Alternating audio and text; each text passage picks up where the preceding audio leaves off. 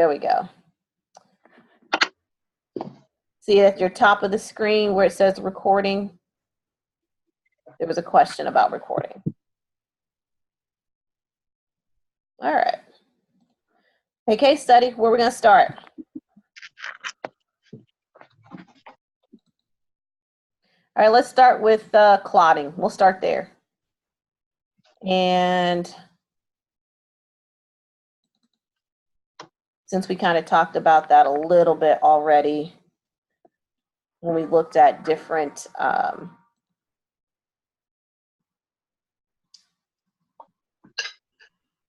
right, so let me share my screen and then we will cover this component.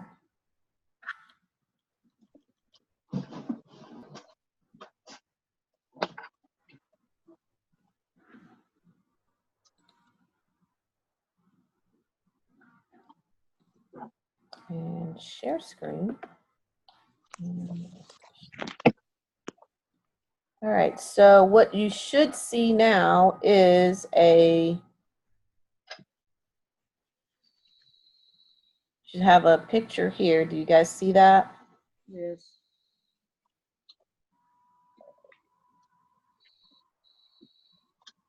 All right.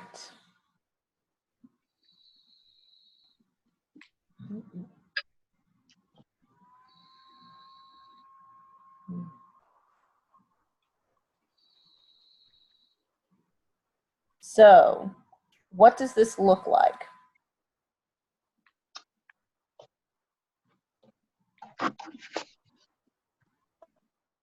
What does this look like? Can you guys see the picture, yay or nay?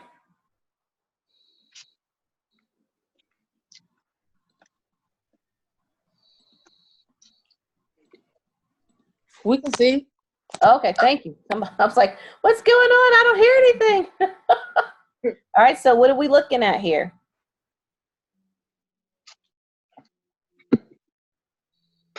DVT maybe? What are we looking at? DVT maybe? Okay, so definitely one leg is bigger than the other, correct? Yes, ma'am. And it could be a DVT, it could be lymphedema, but we're getting ready to figure it out, right? Anything else? Why do you think it's a DVT?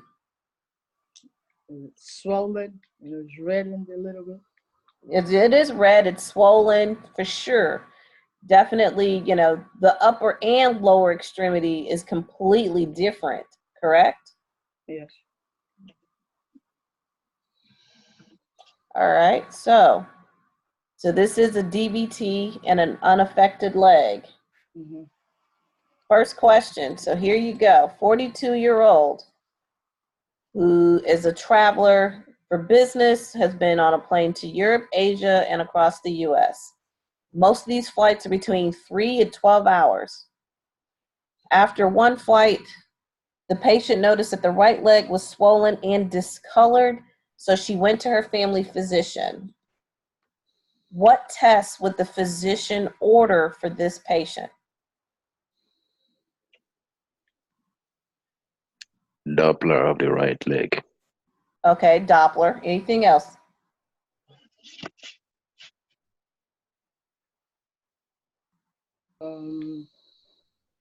Coagulation test, like PT, INR maybe. Okay. I don't disagree. What else? Anything else?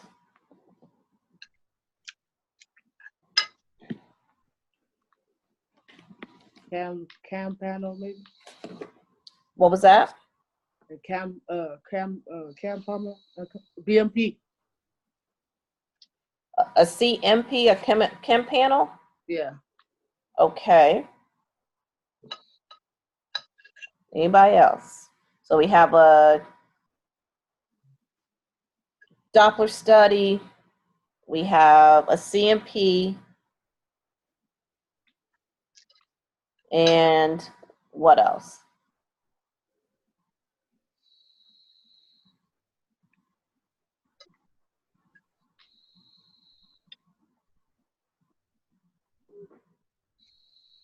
What was the other one?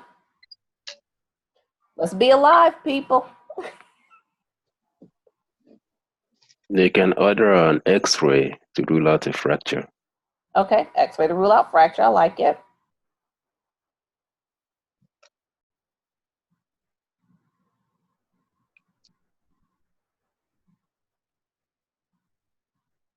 Because haven't you guys, read this already?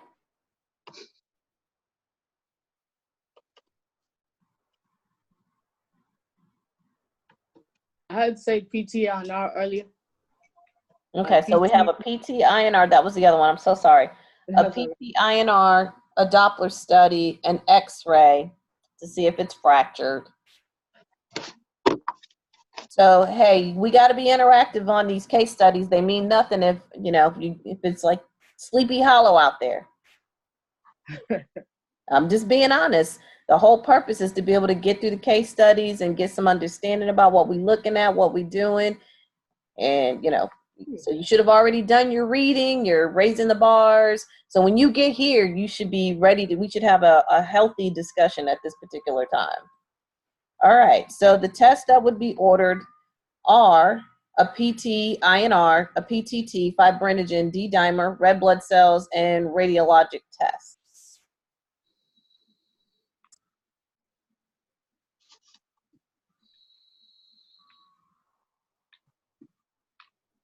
What are your thoughts about that? That's good. What does D-dimer look at? Well, the D-dimer is, and I talked about this in class, was for your pulmonary embolism. So they want to make sure that this, that the patient, it doesn't go there. So it's not just, we have this definite thrombus in the leg, but we don't know if they had thrombi, if any of it broke off. We have no idea. So we're trying to cover all bases at this particular time.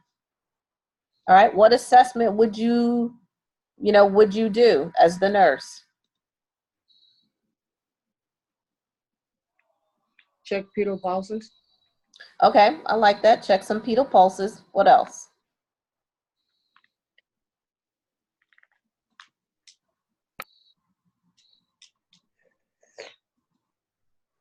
Come on, guys. You got this.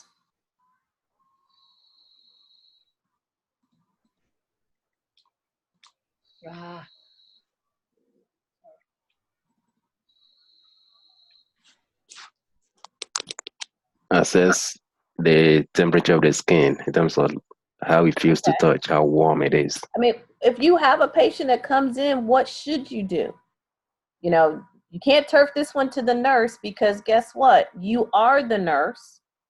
So you can't turf this one. And if you can't, then what do you do as an RN? Okay, so we got a couple people on chat. Let's see. Okay, so Holman sign, here's a question. Some textbooks say that we no longer do Holman sign. So let's think about why we would or wouldn't do Holman sign. So if we have a clot in the leg and we have them flex their foot to where their toes are pointing back towards their body, are there any potential risks related to that?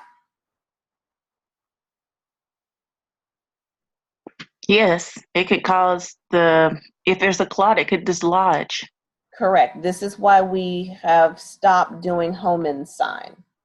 So if you stretch that, you run the potential of, loosening the clot or portions thereof. And now that you've set your patient up for, potentially having a thrombus or having an emboli. So a clot is a thrombus, but an emboli is a moving clot or a clot that's moved from one location to another. So yes, you really do want to make sure that you don't, do these Holman sign things because you do not want to cause additional problems. Does that make sense? Maybe. Yes. Okay. I feel like I'm talking to myself for some reason, but that's fine. Moving on. So that answers that question. So let's look at what would we do. For our assessment, we're going to check neurovascular status. Someone did mention pulse. What other two things do we want to look for besides pulse? You want to gently palpate it. No, we're talking about what does neurovascular assessment? Oh, What does that mean? When you say neurovascular assessment, what does neurovascular assessment mean? like any type of response, or So let's look at the words, neuro and vascular. So you've done the vascular part by checking a pulse. What is the neuro part? To assess sensation to the extremity, which will be determined, which will determine the ability of the nervous system to transmit and receive signals. Okay, so let's kind of break that down. So at the neural part, we're basically looking at, can they wiggle their toes distal? And can they feel you touching them? And you would touch any one of those 5 toes and you would ask them, can you tell me can you feel me touching you? And if you can, what and where am I touching? Does that make sense? yes. Okay. So we're trying to check and see if they feel anything on the affected extremity. Okay. Okay. And to answer your question about dorsiflexion of the foot, no, we're not going to do dorsiflexion of the foot, because once we do that, then we are actually putting the patient at risk for having that clot dislodge and causing them to have an emboli. So we want to keep the clot localized to that one area if at all possible. That was a question that came up. All right. So medication history, we want to see if there's anything that, are they taking blood thinners, not on blood thinners, any other meds that could, cause them to develop clots, their history, maybe they have peripheral vascular disease, and didn't know it. And then this whole traveling piece just kind of aggravated the process. Vital signs, previous medical history, their diet, their activity. Has anyone ever traveled outside of the United States? Yes. Okay. So most of those flights are between 8 and 20 hours, depending on where you're going. So can you imagine sitting in those tight airline seats for 20 hours? Not ideally, but you do. Not really, because you get up and you go to the bathroom, which is a good thing. So if you're that person who's like, I'm not going to use the airplane bathroom, you will probably be into some deep trouble on many fronts. So, most people get up, they stretch, they, one lady, when I was flying to Greece, she was doing yoga. I was like, all right, girl, namaste. But she was like, I just have to be able to stretch and, meditate and all those different types of things. And they do encourage you to get up and walk around. Now, you don't have to fly over to Europe in order, or, across the Atlantic or the Pacific in order to end up with a clot. You could be flying from East Coast to West Coast or East Coast to South Central and, just have many flights within the United States. And although they're at a smaller time frame for flying, you got to get up and you got to move around. Okay. The other thing is, this person is traveling, but what about your paralyzed individuals? Would this also be a problem for them? Yes. Absolutely. So just, kind of think about that as well. If you broke a leg, that would also open up the door for you developing a clot. So this one is a traveling person, but this can be applicable to other situations. All right, so what is your priority assessment for this patient? Oh, does somebody have a question? I'm sorry.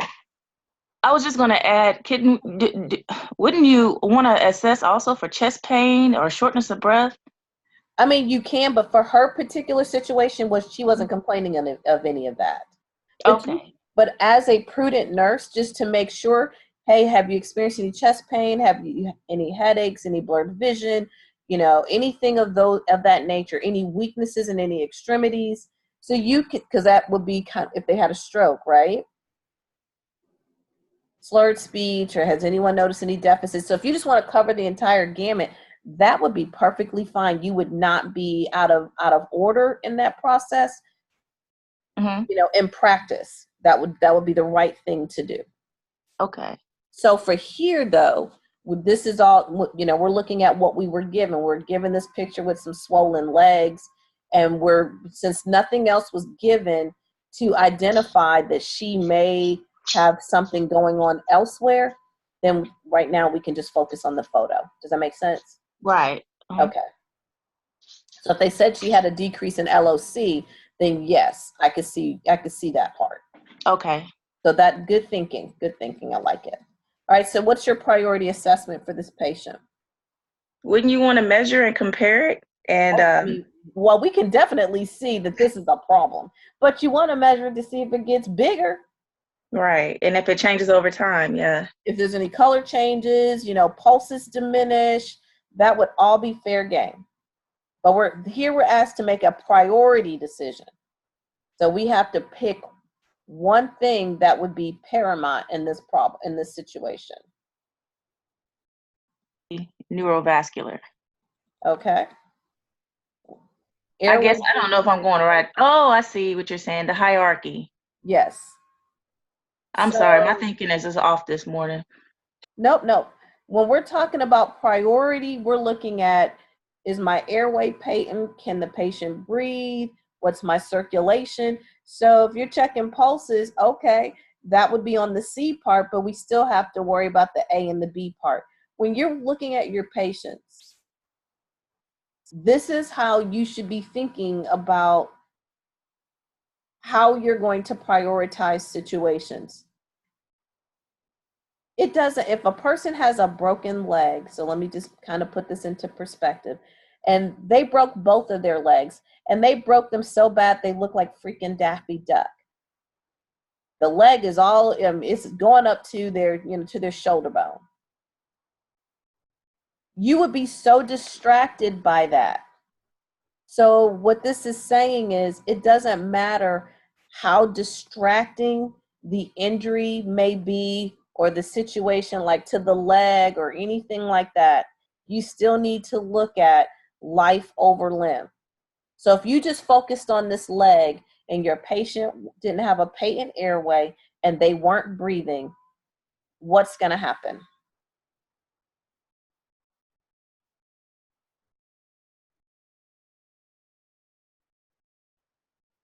Death.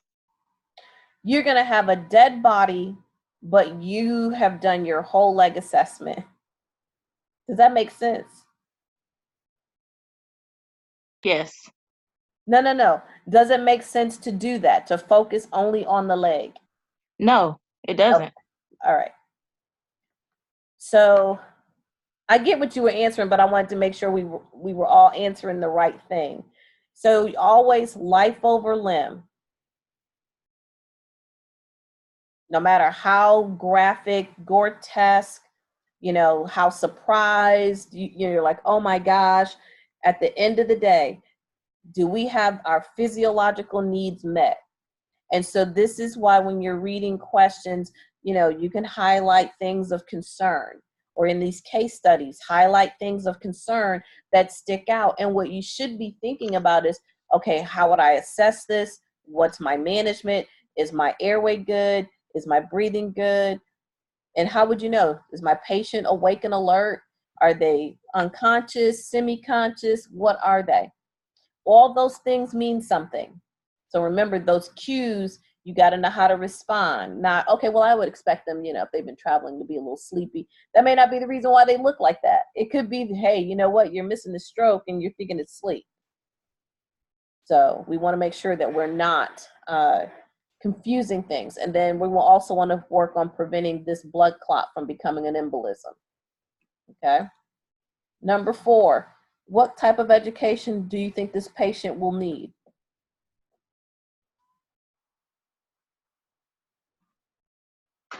Do you not Elevate the leg when massage? they're not. Oh, sorry. Go ahead.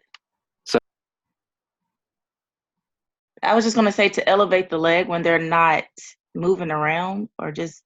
Okay, so you guys have been on a plane at one point in time in your life, and if not, then, you know, I'm sorry.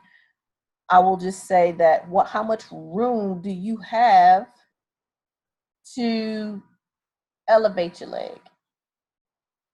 I'm sorry. I would encourage her to put on like a stocking, some type of compression. Okay, she could do compression hoses. She could walk around the plane. She could walk. Have you ever seen, and this has been on because, you know, some people don't, even if you're going to the bathroom, let me get my thoughts ready on this one. Even if you are getting up and going to the bathroom, you can actually do exercises in your chair. So they basically have them do leg lifts, take their ankle and kind of whirl it around in a circle. So go clockwise and go back counterclockwise, you know, but just do some leg lifts, but it's at a 90-degree angle, 90-90. So your hip is at a 90-degree angle and your leg is at a 90-degree angle. So you're just basically lifting your foot up off the ground. But it actually helps to get circulation going and things of that nature. So you do kind of need to get some circulation in your booty cheeks. This is the reason why you need to get up and walk around as well. Even if you're traveling in a car, so if you decide, hey, you're going to drive from Amarillo to Corpus Christi or Amarillo to Houston, so you're going to go from the Panhandle all the way down to the Gulf of Mexico, then that's going to be a long ride, and every so many hours you should be up and moving around, at least walking around for a good, 5 minutes, if even that's at a bathroom break. But that's to help put circulation back into your extremities and help to prevent clots. So all these things do not happen on just airplanes. They can happen in vehicles. They can happen in your home, depending on what your situation is. Pardon me. Does that make sense? So we're going to prep them for hospitalization. They may have surgery, medication therapy, and then we're going to talk about their risk factors. And we actually covered the majority of the risk factors component. Questions about that?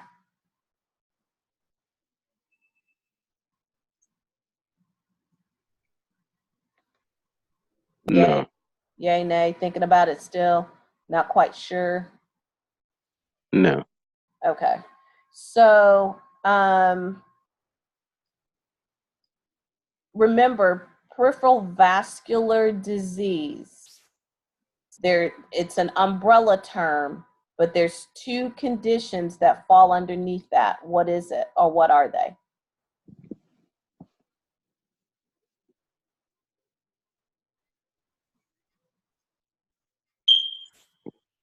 Are you meaning like a Peripheral. PV or? So you have peripheral vascular disease, or you could have peripheral vascular disease. So under peripheral vascular disease, it's kind of like COPD, but there's 2 conditions that fall under COPD. COPD is an umbrella term. Peripheral arterial disease and Right. venous. So that's because I asked what's the difference between peripheral vascular and peripheral arterial, and baby girl in the front said one's in the artery and one's in the vein, right? So just understand that PVD is the vascular, but vascular could be either artery or vein. That's basically all that I'm saying in that.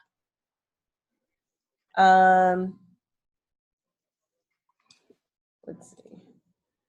All right. So what's our next case study that you want to cover? I started with clotting since there was no DJ requests.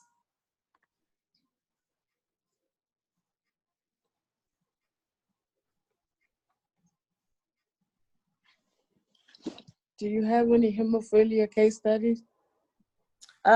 We could talk about hemophilia. I don't think I have a hemophilia 1 directly, but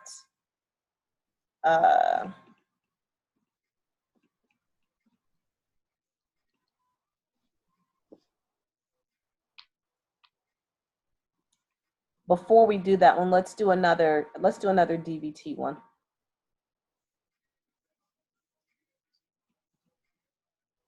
Okay, yeah. Let's do another DVT one. And let me plug up my computer before it turns off.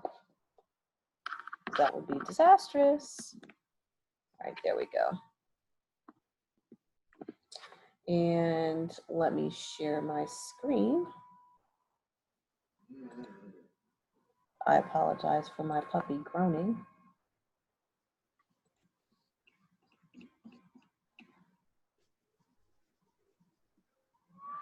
All right, so can you see, here's our case study.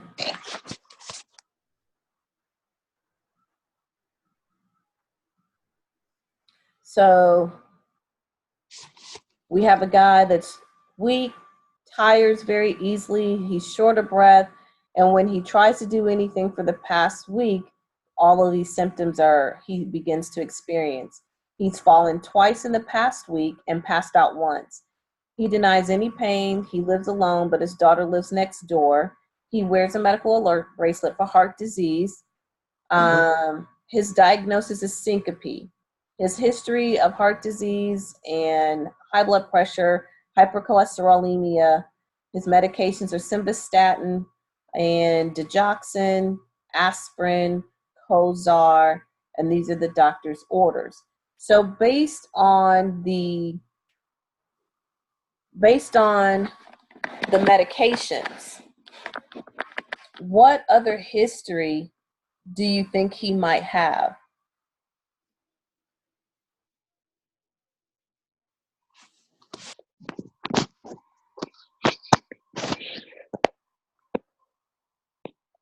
Smoking, maybe?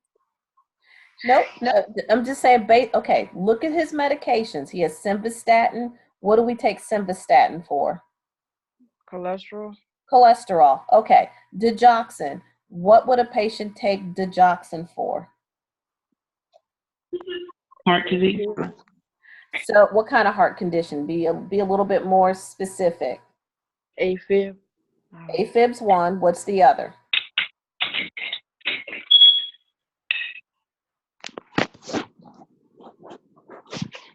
So besides AFib, what's the other reason why a patient would be on digoxin? And they have weak contraction. When they have what, babe? Weak heart contractions. Okay, so decreased heart contractility. What condition would give you that? I don't disagree. You see these people all the time.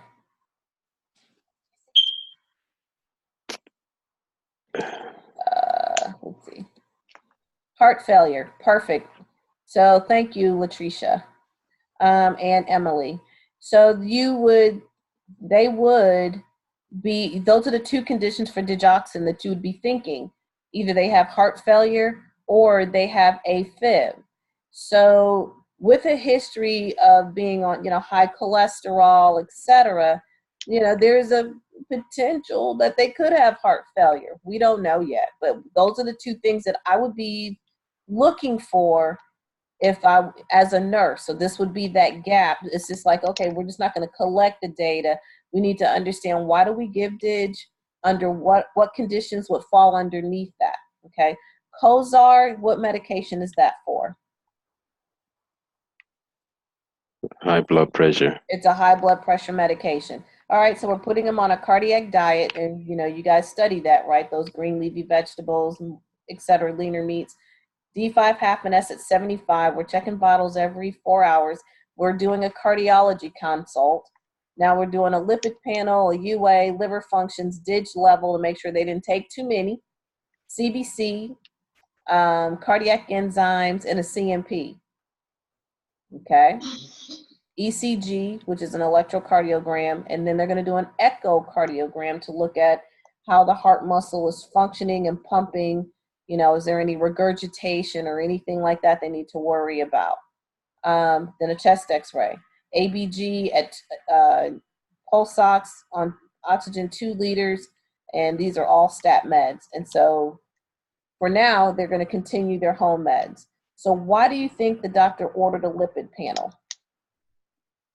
Because they're on pravastatin. Oh, sorry, simvastatin. They're on simvastatin. Okay, so what is a concern when you're looking at simvastatin?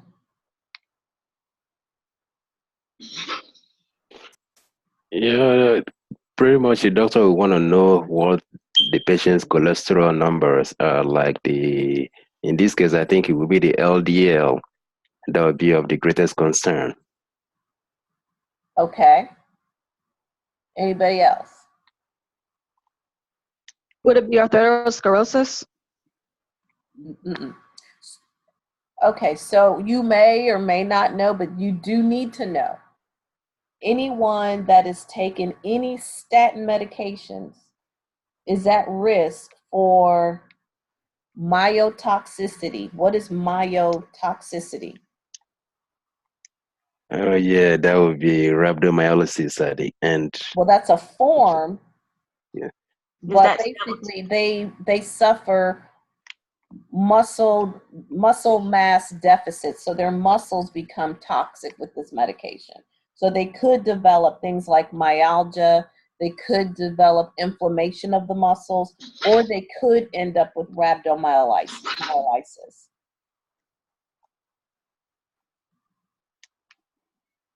So the biggest thing is myopathy. So a condition of, you know, a disease condition of the muscle. But there's several that can happen. But if you understand that myopathy is one of the greatest side effects that is severe that they need to monitor for, then I think that, you know, you got it pretty solid. Does that make sense? Yes. Okay, so they cause muscle damage is what it causes. All right, so back to the lipid panel. Why are we doing a lipid panel? Because we do want to see if this simvastatin is really working. You know, what are the levels? Could this, if the levels are increased, could this, you know, contribute to, you know, larger plaque buildup in the vessels? Because remember, plaque buildup or atherosclerosis is through all vessels, not just the heart vessels. So because he has a history and it's given to lower the cholesterol, the physician also needs to see what the levels are. And so now we get triglycerides, etc. What are the normal results for each one of these tests included in the lipid panel? So we talked about normal levels for LDL and HDL, right? And total cholesterol. That was our first lecture when we talked about diets and all of that, correct? So what's your LDLs? What's the normal for those? Yeah, this is that recall from 3 weeks ago. I'm sorry.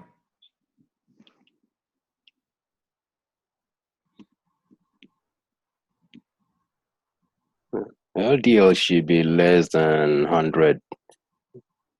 Okay. HDLs. HDL should be greater than 40, I think it's milligrams per deciliter. Okay. And your total cholesterol. So HDL 60, someone has for LDLs 100. What about your 200? So it should be less than 200 for your total cholesterol. What about triglyceride? Should be less than 150. Less than 150. Okay, so, you know, remember each lecture builds on the subsequent lecture. So you can't GIGO this information. GIGO, which is a Hudsonism, is garbage in, garbage out. This has to be stuck in your mind as RNs. This is what, you know, that's another gap between RNs and LVNs is, you know, you're responsible for a lot more understanding of these meds and what folks need to do. All right, so let's go ahead and scroll on down. Total cholesterol less than 200. So here's your borderline, 200 to 239, and high is 240 or greater than. LDL should be less than 100. Near optimal is 100 to 129. Borderline is at 130 to 159, and then high is 160 to 189. If you greater than 190, good Lord. HDLs, so greater than 60. Acceptable's 40 to 60. Low, less than 40. Triglycerides, less than 150. Borderline 150 to 199. High 200 to 499. That's a big gap. And then very high is over 500. Okay. So, why do you think the physician ordered liver functions test? Because it could lead to kidney failure. No, I'm sorry. I am off today. It's all good.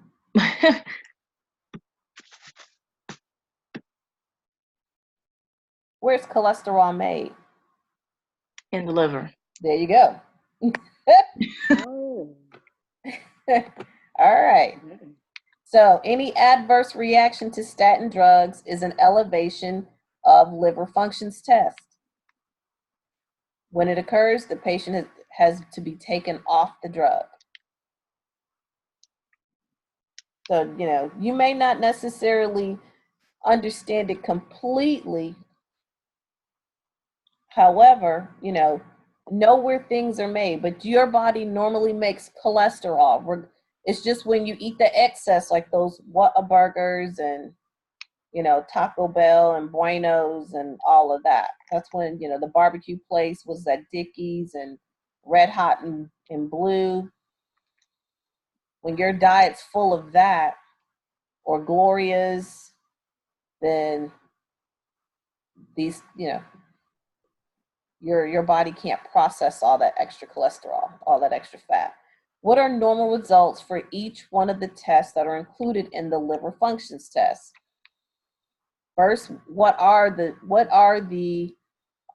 liver functions test? What does that include? Like your ASAT, your ALAT, albumin, AST, alphos. Yep, ALAT and ASAT. All right, so let's look at that. Albumin. And this goes by number of how old you are. So if you're in that 20 to 40 range, then you should have 3.7 to almost 5. 41, they just drop it back a little bit. You don't need as much, but you definitely need at least 3.4. The upper range would be up to 4.8. When you get older, you notice that they drop it by 0.2 on each end. And then greater than 90, you know, Lord's will and everything, 2.9 to 4.5. So, you know, kind of have a general range. And the one thing about these exams, it's not like if the patient's albumin was 3.65. Do you see what I'm saying? So if it's going to be low, it's going to be low. It'll be 2.5. That would be too low for either end.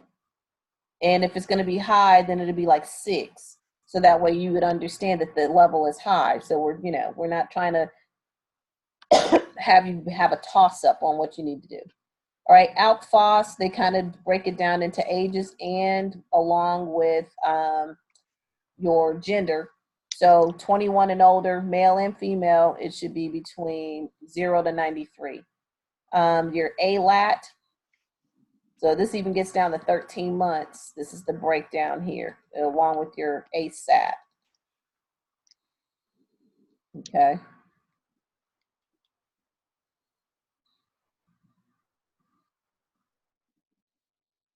Any questions? Your bilirubin should be greater than 15, and your protein should be 6 to 8 grams.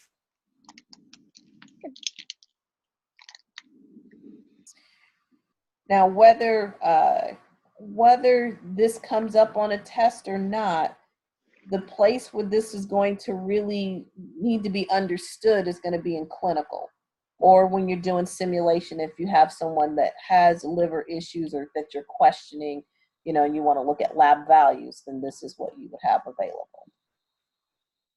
So you walk into the room, you find him in the bed, he has a blanket on top, or he's on top of the blanket. Bed is up 15 degrees. He's restless, he seems uncomfortable. There's no one in the room with him. He's still wearing his street clothes, including his shoes. What should you do?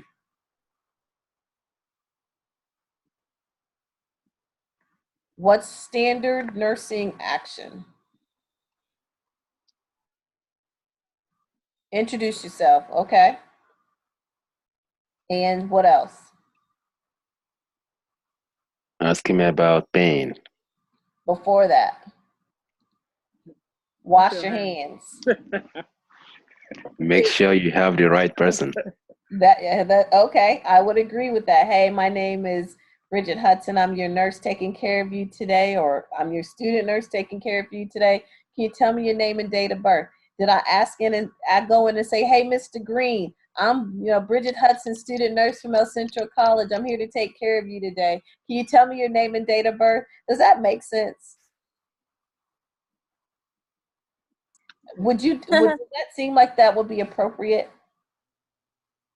No. No. What part's not appropriate? You told him his name before you asked his name. Exactly. Now, if you walk in and you say, hey, Mr. Brown, my name is Green. Wait a minute, my name is not Mr. Brown. I'm Clarence Green. Then that's different. But invariably, nursing students walk into the patient's room, call the patient by name, then ask them for their name and date of birth. I'm like, well, okay, this is kind of wackadoo. So just think about that. Check the ID bracelet against what they're saying. I agree. All right, so wash your hands, ask him his name and date of birth, check the bracelet. We need to get him into a gown, so we need to assist him with that, right? We need to put his clothes in a bag, in a patient bag, put his name on it, make sure it's, put it in the closet, that it's readily available, ask him about dentures and things like that, right? So typical nursing things, put the side rails up and explain to him why you're doing that he needs to stay in the bed, put the call light in place, show him where the call light is, how to operate it, how to operate the TV, get vital signs and await, and then tell him what the doctor has ordered to be done and why, and the part that you're going to do. What other information do you need to know about him? Sorry, I just want to point something out about the introduction part. Yeah, what you said actually makes sense, but it's unfortunate the simulations we are meant to follow, and even some other literature, they talk about, the same thing now. Yeah, you're already calling the patient by name, and then you still need to, ask them their name while looking at their ID bracelet. So what's your question?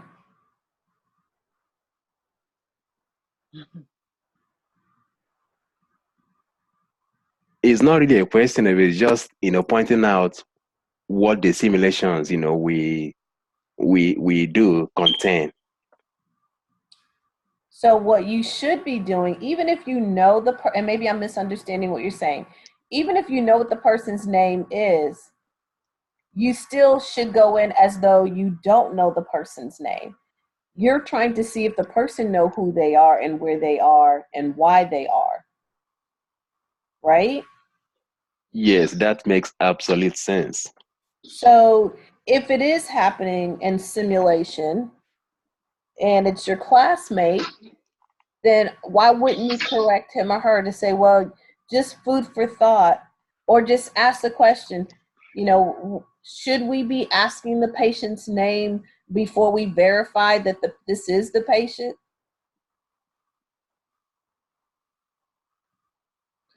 And usually most people will correct that. So you're checking the MAR, you're making sure you're in the right room. So this is part of those 6 rights. But you still want to verify that you're not assessing the wrong person. You want to make sure that you're not assessing or, you know, inadvertently sending somebody to surgery who shouldn't be. It's a verification.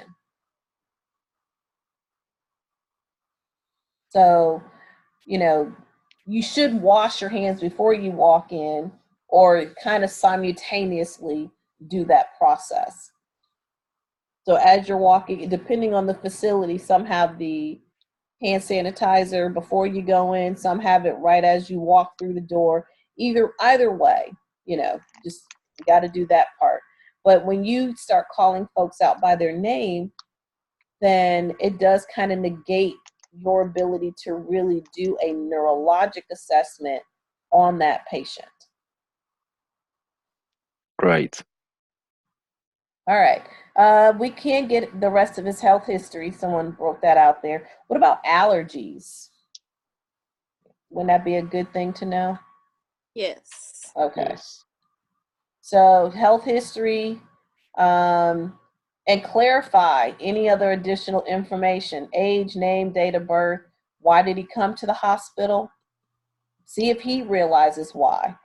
Any allergies to the environment, food, or medication. Excuse me. Code status.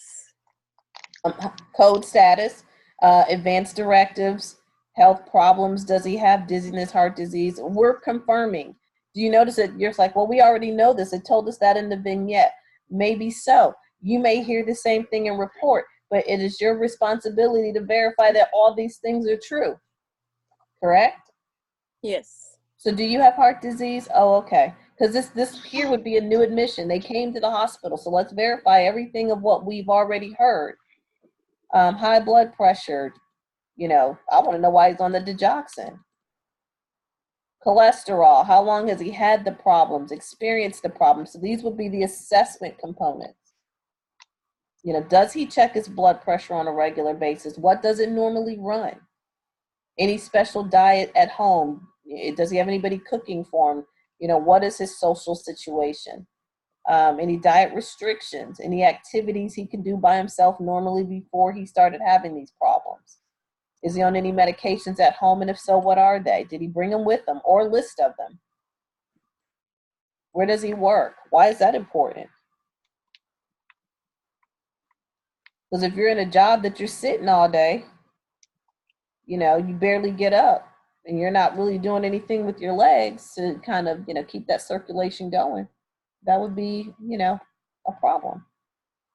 So as you're talking to him, you notice that he stops to take a breath after saying 2 to 3 words. Is that normal? No. No. So that's basically saying, hi, my name is Bridget Hudson. Good Okay, Lord. that's not normal. Mm-mm. And what would be worse is if he had 2 to 3 syllable dyspnea. So this is abnormal. That's what we should do. Elevate. Why are we elevating the head of the bed? So it can open up his lungs. To help open up his lungs. So we call respiratory to come in, put him on some oxygen, more than what was he getting before? How many liters? 2. So he needs more than 2 liters. Oh, that was way too fast. Only ask the questions that are essential for you to answer right now. Okay, so keep in mind, folks, if you have a patient that's struggling to, or an elderly person, and you had to choose between getting a history and an assessment, you know, make sure you play your cards right. You don't want to go the wrong direction, because if you spend all that time getting a history, you may end up fatiguing your patient out, and they may end up dying. Does that make sense? Yes. What's more important, the history or the assessment? What you hear, see, and feel, or what, you know, you're trying to get all the historical background? What's The more current important assessment. now, or what's happened in the past? The current assessment. It's the here and now that's important right now. Mm-hmm. So we need to make sure we stay focused on the task at hand. It doesn't mean let's fix the problem and then we can get back to the history part.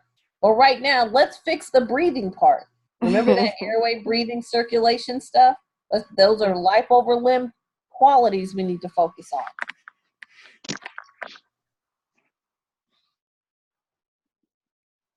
All right. Start doing a focus assessment, vital signs. You know, that's vital temperature, pulse, respirations, BP. Auscultate heart and lungs. Check pulses at all the extremities. You know, make sure we're looking at lips and fingers, checking for cyanosis. His fingers for capillary refill. Now, or for clubbing. Here's a question for you.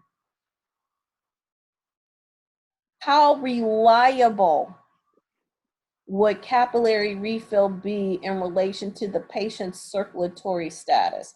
Now he's 60.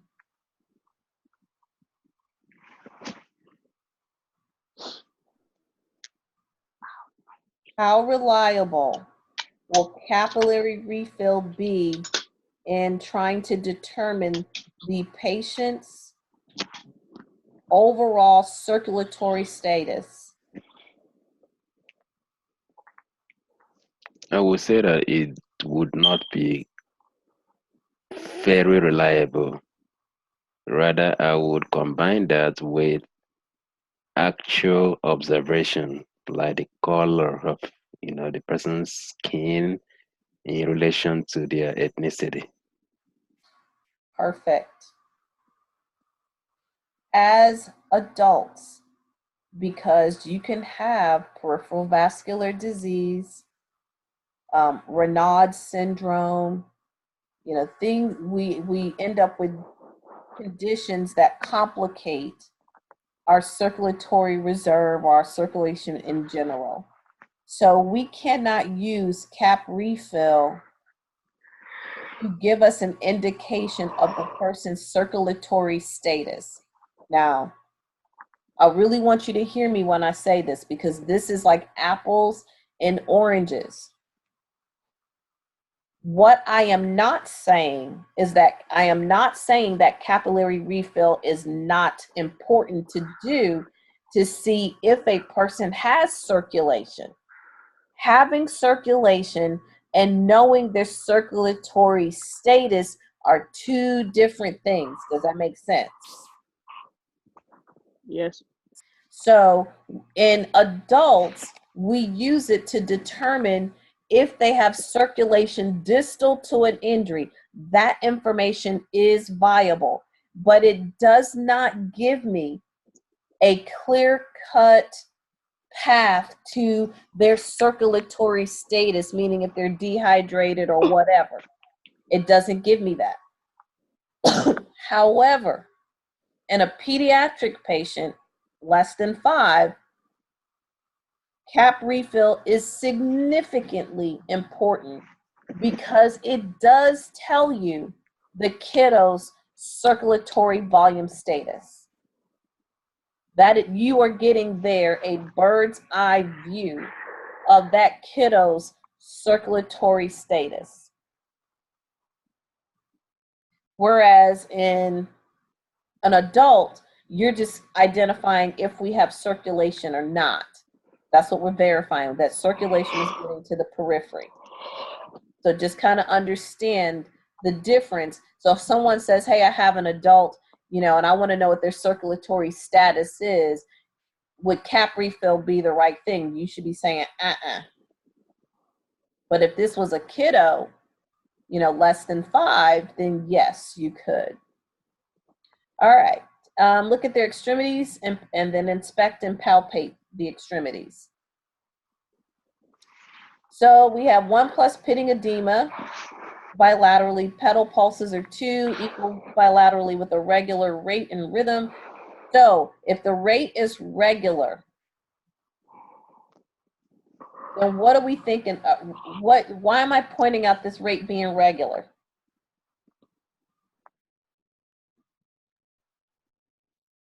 That would be an indication of good circulation. Okay, you're right, but this is going back to the medications. The digoxin. Right, because we either give digoxin for AFib or for heart failure. I said, I don't know which one he may have. However, now that I have confirmation that the rate is regular, would I be thinking that this digoxin is for AFib? Yes. Yes. Is AFib a regular rhythm? No, it's not. No, AFib is irregularly irregular. So it's almost like when you see somebody dancing and it's like you try to catch the beat of what they're, and then they flip and they do something else and you're like, huh? That's what they, and then they do something else and you really can't, it's like, okay, this is not even matching up with the beat of the song. I am confused. That's pretty much what AFib is. There is no regularity. It's irregularly irregular. Okay? So however, you do find that he has tenderness to palpation on his right calf, and there is an area that's red. So what should you do now?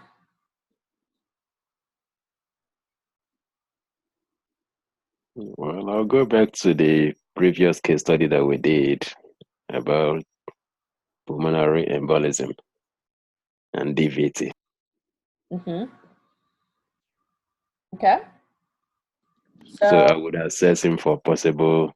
Okay, so here we're DVT. not going to check for this Homan sign. Why? We're not going to check period, but why?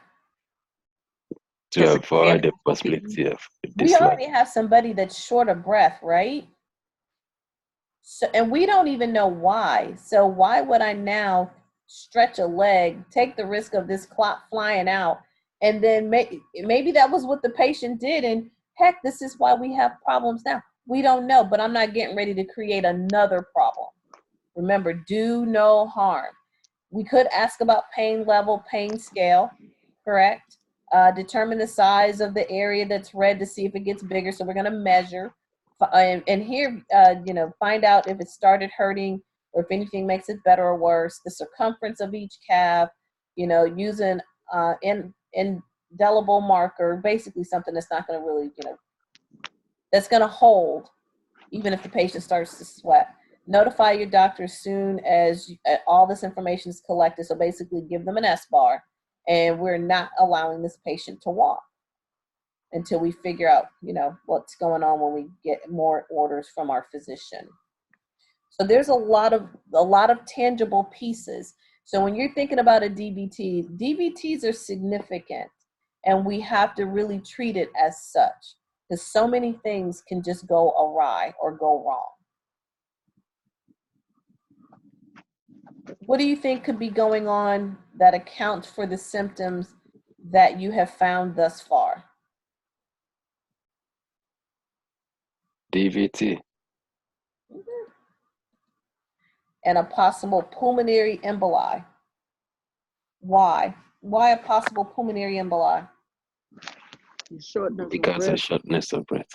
Because of the 2 to 3 word dyspnea. And usually, that comes on, there's some type of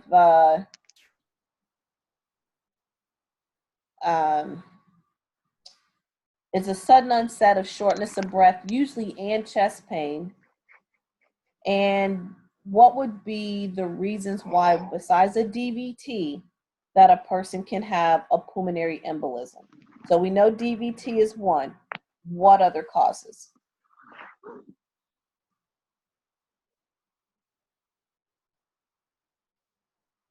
Come on, When guys. there's a valve problem. Like what? I need, give me some conditions or situations. How about immobility? How about surgery? Any surgery? How about somebody like cooking? Atrial fibrillation. A heart failure. Not heart failure, but AFib. We're looking at things where clots can be formed and move. AFib, because that means the heart's not emptying and filling appropriately as the blood's being pushed out the ventricle. So some of that blood remains stagnant. And when it remains stagnant, then it allows for clots to form. And when the clots form, they are free because it's in the heart. Now that clot can now be pushed out into central circulation, and it can go. If you're looking at it from the right ventricle, that's going directly into the pulmonary artery and into the lungs, correct? Correct. Okay. So this is why we have to look at all pieces. And this goes back to the first scenario when we listed things like pulmonary embolism, stroke, heart attack, those things. All right, just a couple more questions. What factors may have contributed to him developing this problem? So look at his health history. What in his health history could be a potential reason why he's having this issue? Okay, hypertension. What else? High cholesterol. High cholesterol. Hypertension, the vessel's smaller. And again, when the vessel is small, beating up against the wall, it can make the blood turbulent, break down, form clots. High cholesterol, because the wall is thicker, but the lumen is smaller, and it's thicker because of the plaque buildup. So the same, you have the same issue going on. So your constricted blood vessels is going to decrease cardiac output and increase your afterload. Your high cholesterol, because the blood becomes thick and sluggish as it flows through, and this will be because of atherosclerosis. What is arterial sclerosis? The thickening of the walls of Not the artery. arterial. So if you take out we're talking about the, arterial sclerosis, that is hardening of the vessel walls. Athero is the buildup of plaque of the cholesterol and calcium. That's what that is. Heart disease, that can also contribute to them developing the DVT. And he has not been able to do things at his home because he felt tired and weak and he was short of breath. So as a result, he's sedentary. What actions would you anticipate the physician to take?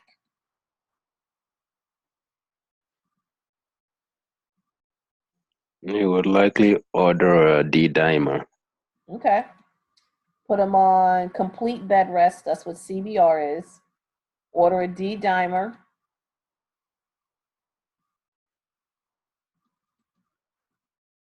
And these would be other studies. So you talked about that Doppler flow, maybe an MRV, which is a magnetic resonance venography, or a venogram. They may do that. And a plethysmography. I could barely get that out. So this is looking at the changes in the blood vessel size. And an ultrasound. Someone talked about that at the last case study. All right.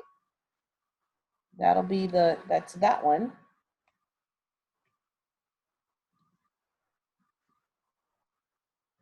So, are you guys like still sleepy? What's going on? I feel like I'm on this with two people. Ms. Hudson, No, we are wide awake. because my son is just wide open and all over the place. Oh, I'm so sorry. I'm here, but not here. Okay, no worries. All righty. So,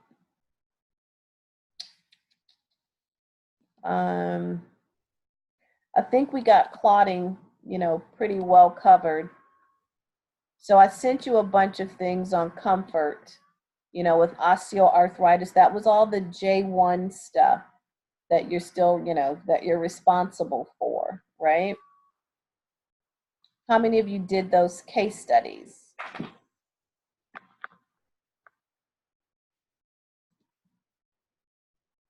Did you do the case study?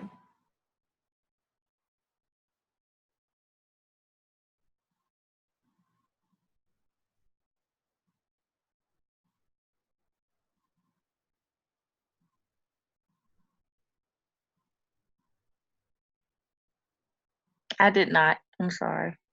Okay. Well, I could be incorrect. I hope that I am. But by the other radial silences, I'm presuming that would be the same for everyone. So, you know, we gotta have to have some type of agreement, or, you know, and live up to our end of the bargain. So I'm trying to do everything that I can to live up to my end of the bargain. You know, those case studies that I sent, they were a lot less in depth as the Winningham case studies. Yes, I'm talking about the ones from the email somebody sent out.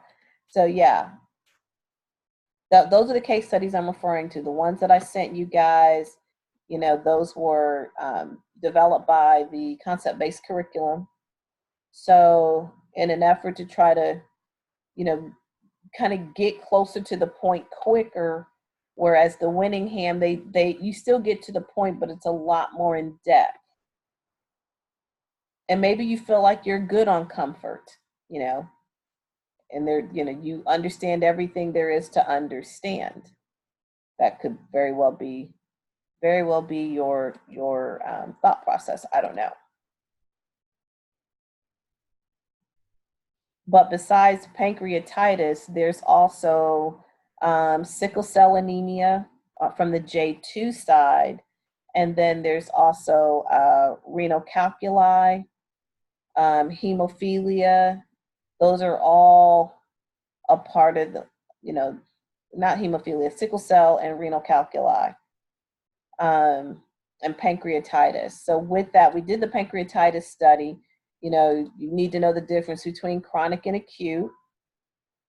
For your renal calculi, which is basically a kidney stone, right? So that person can have lower abdominal pain that radiates to the groin. And what kind of urine output would they have with that? What color would their urine be?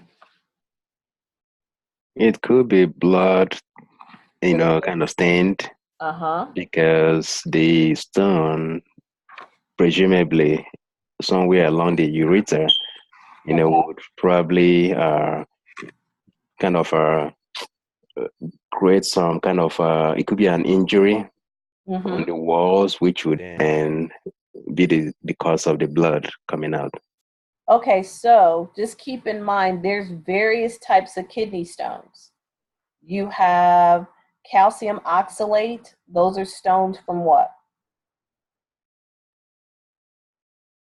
Pretty much it's in the name. Calcium.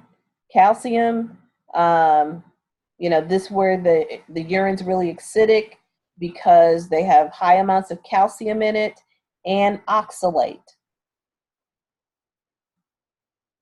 So things that can cause a calcium oxalate stone would be if someone's taking a lot of calcium supplements, or calcium meds, or parathyroid meds, or increase in salt intake, you know, increase in oxalate from GI disorders.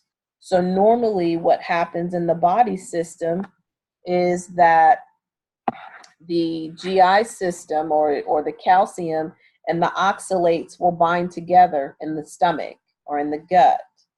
The oxalate will then be, you know, cracked out. And if they have something like ulcerative colitis, then they don't digest fats. So now the calcium will bind to the fats, leaving behind oxalate in the urine.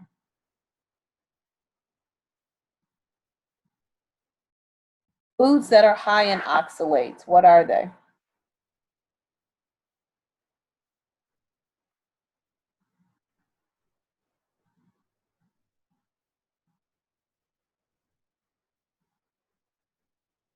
Spinach, okay.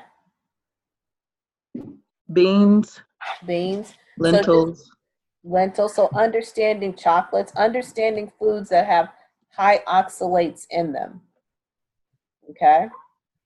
So sodium, how it prevents the calcium from being absorbed is that, the sodium actually prevents the calcium from being absorbed back into the bloodstream, and the calcium is then left in the kidneys, and the environment is now, it produces an environment that is conducive for crystallization to happen, which is not what we want to see. And what is the kidney stone? Is it smooth? Is it jagged? What is it? It's jagged. It's very jagged and very prickly. So that's the reason why. So, Texas has those little cucker bugs, or I just call them prickers, but it's the little stones or whatever it is in your grass. That's what a kidney stone is like. And as it's, scratching down the urethra, this is why you get that hematuria. And that's why it's really painful. But there's different types of stones. There's a uric acid stone, a cysteine stone, and they can be in various areas of the kidneys. So you can have it in the calyx, you can have it in the ureter, you can have it in the renal pelvis. So there's, different places where kidney stones will be. But if it's uric acid stone, then that person probably has gout or maybe diabetes. Or they're taking a high intake of purines, like, animal fats and things of that nature. So this is why you got to understand, it's not, well, kidney stone is a kidney stone. The difference here is you have to start looking at how much more in depth. So when we say kidney stone, what are we talking about? So these stones are forming, as I said, either in the calyx, or it's in the ureter, or it's in the renal pelvis. So it's in 3 different areas. And, as the stone starts to go down that ureter, what does it do to the ureter? How do we get our signs and symptoms? And that's what we're looking at, as nurses. We're trying to figure out what's the problem so we can figure out how to tell the patient what to change dietary wise. If a stone is, less than 5 millimeters, they can pass it. But if it's greater than 5 millimeters, then they're going to require some type of removal, whether they're doing lithotripsy to break up the stone and then have the patient pass that stone or stones, or they're actually going in and they're removing the stone directly.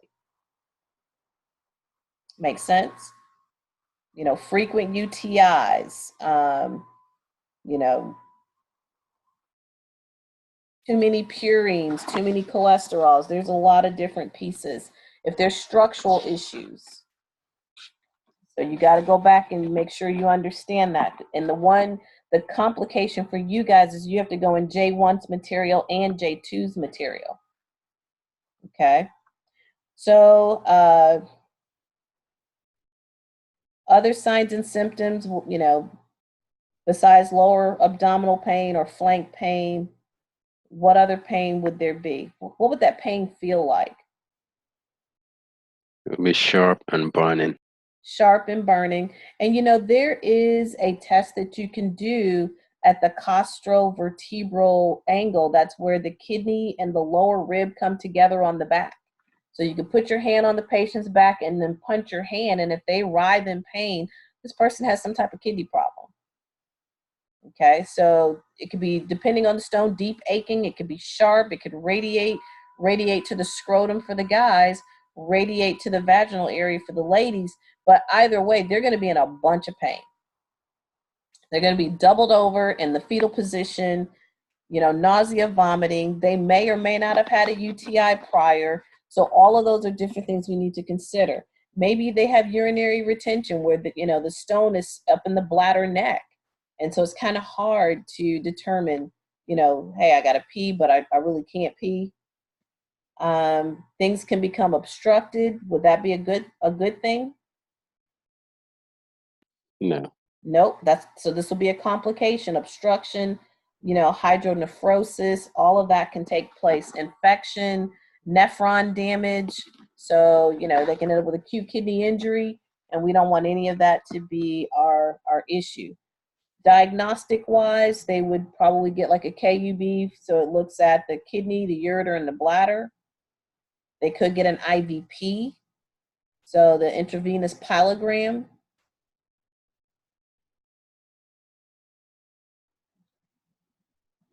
If they are allergic to iodine and shellfish, can they get that IV dye? No. No, because it's iodine based, so they won't be able to get that. If they're on metformin, can they get that iodine dye? No. Well, if they are, they can. The physician will need to stop the metformin well ahead of time. 2 days before and 2 days after. Exactly. Other things they may do is an ultrasound of the kidney or a CT scan. For sure, we're going to get a UA. They may do that 24-hour urine collection. Do you know how that's done? I think the patient would start at a particular time. Mostly the first thing in the morning, the first void will be discarded, and then the collection starts for full 24 hours. Okay, room temperature? Yes, room temperature. So No, stored in the refrigerator for the period. or at least on ice. So if they're in the hospital, right? Right. Because it's supposed to be cold. Doesn't have to be frozen, just cold. No, just cold. Yeah. So if we're telling people to, if sodium or salt can increase their ability to develop kidney stones, then how much sodium can they actually consume in a day?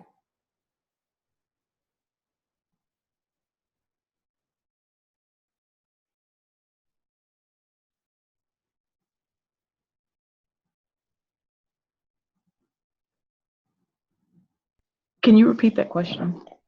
Okay, so sodium. We're basically saying, sodium, increased sodium levels causes crystallization, and that causes kidney stones. So how many grams of sodium should they consume in a day?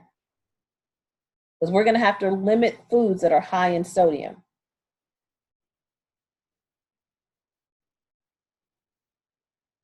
2 to 3 grams. We'll just move on. So that's what we should be telling them, no more than 2 to 3 grams of sodium per day. So foods that are high in sodium, they need to eliminate. Foods that are high in oxalates, they need to eliminate. And one of your classmates put up their chocolates and spinach, strawberries, cabbage. Those are the types of things that are high in oxalates. Other things they could do are they could probably get a stent placement, depending if this is reoccurring, or they can actually have the stone taken out as an invasive procedure. So those are different things that you can do for kidney stones. Anything else? How much water are we going to tell them to drink per day?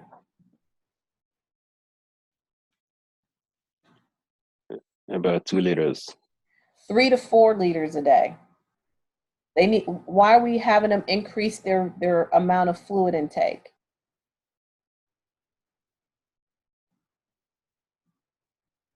We want to flush the kidney. To flush out the kidneys. So and that help flush out the stone, to help pass the stone. Then we're going to give them that little wire mesh hat so that they can collect the stone, right? If they don't know what kind of stone it is, then they can collect the stone, send it to the lab, and that way they can, understand what dietary changes they need to make. Is it oxalates? Is it purines? What is it? We need to kind of figure that out. Stay mobile, keep moving, strain your tea, or your pee, not tea, but your pee. What about vitamin C? What does vitamin C do? How does that help or hurt? It helps increase the body's immunity. just to possibly help fight infection, a possible infection. So that vitamin C will actually help to keep that. It does help to fight. I'm thinking of something else. Never mind. Disregard. Stand down. I'm on UT. I'm thinking about a UTI, but they can use this in a UTI to prevent kidney stones. So it doesn't necessarily work on the kidney stones per se, but on the bladder wall, it will allow that environment to not hold on to the bacteria. Therefore, it's less likely of an individual developing a kidney stone. So that's how vitamin C works in that aspect. Ms. Hudson, sorry to take you back a little bit. Did you say the water intake would be 2 to 4 liters or 3 to 4 liters? 3. Okay, 3. All right, thank you. Yep. Nope, not a problem. All right, so where you guys want to go next? We have about 30 minutes. What burning questions do you have? Okay, I think someone talked about hemophilia earlier. Can we review it, please? Okay, so what's the causes of hemophilia?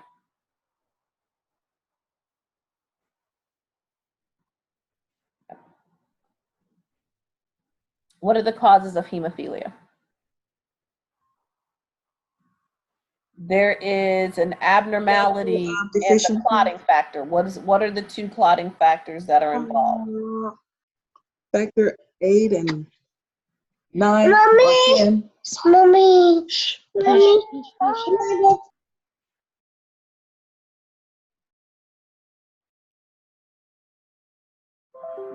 Oops. I think I lost part of that.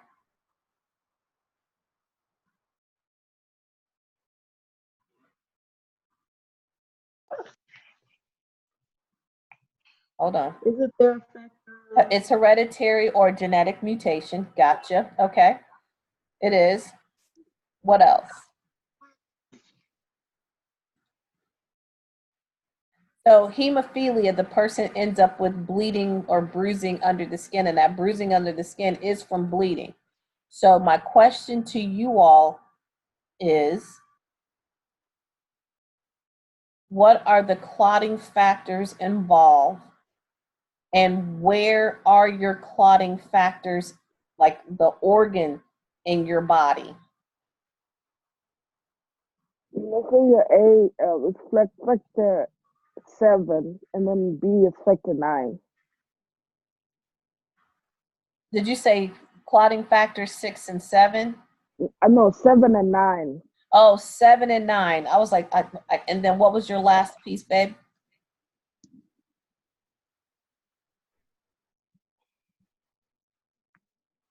I didn't hear the last part. No, I said hemophilia A is factor 8, factor 7, and hemophilia B is factor 9. Okay, so hemophilia A is clotting factor number 7, and hemophilia B is clotting factor number 9. That's what I'm hearing. Yes, that's what I said. Okay, I just wanted to make sure I heard you correctly. All right, we're good with that. Where are your clotting factors?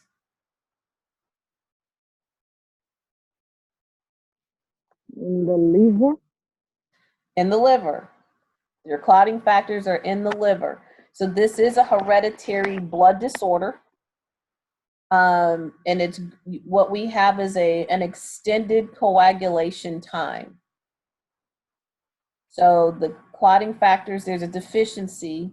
Your classic hemophilia is hemophilia A. And I think you got them a little backwards, as hemophilia A is from clotting factor 8, not 7 and 9. It's 8 and 9. Hemophilia B is from clotting factor 9, so that part was correct. There is a third hemophilia that's actually seen in Jewish and Eastern European individuals. You know, that is true.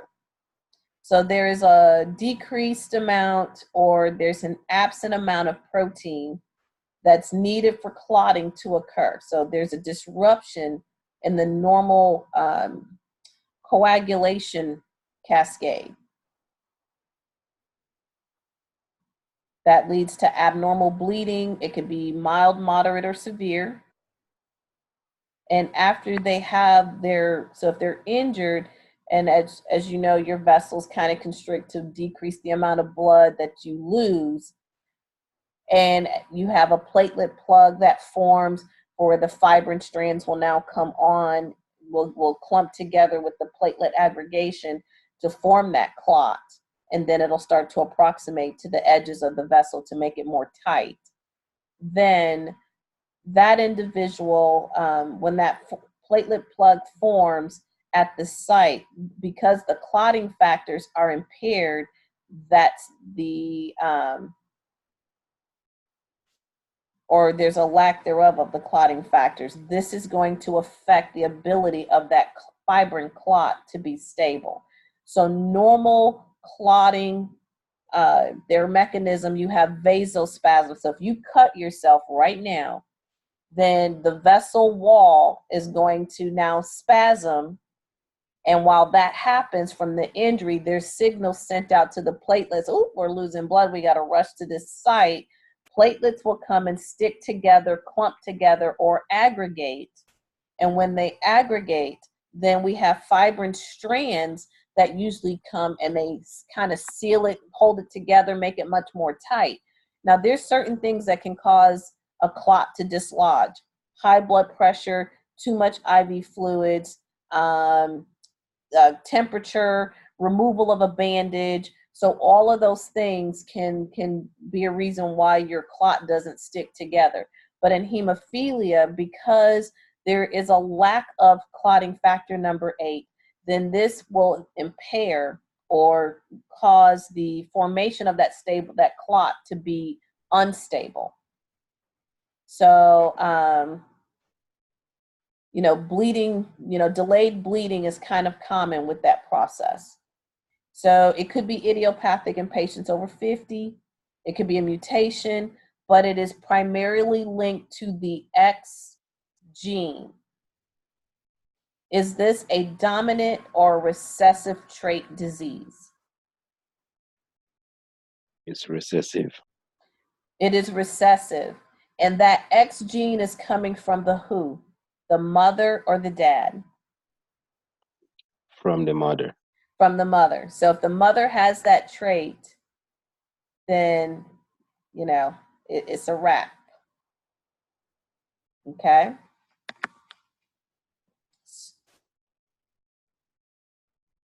Questions about that? So should that kiddo be doing contact sports? No. Absolutely not. So, football, basketball, wrestling, things like that should be a no-go. They can have tons of complications from all this bleeding, depending on the situation. And they can just bump into a box that's, and end up with bleeding. So pain, swelling, permanent joint and muscle deformity, neuropathies can develop. So pain, paresthesia, muscle atrophy. They can get an infection, ischemia, gangrene. There's a lot of different complications from having hemophilia. So what we normally see is there's some type of, I call it a hematomato, but it's basically a collection of blood underneath the skin, which is a hematoma, on either the extremities, the torso, and or both. Bruising. This can also lead to intracranial hemorrhage, a bloody nose, hematuria, tachycardia, tachypnea. We can have all those things happen. Joint swelling, limited range of motion you would anticipate with that. So they would do a factor 8 and a factor 9 test. For hemophilia A, if it's less than 25%, when you're looking at the factor 8 assay, Then you look at your PT, PTT, that's going to be much more extended. Platelet count and the function of your prothrombin time are usually normal.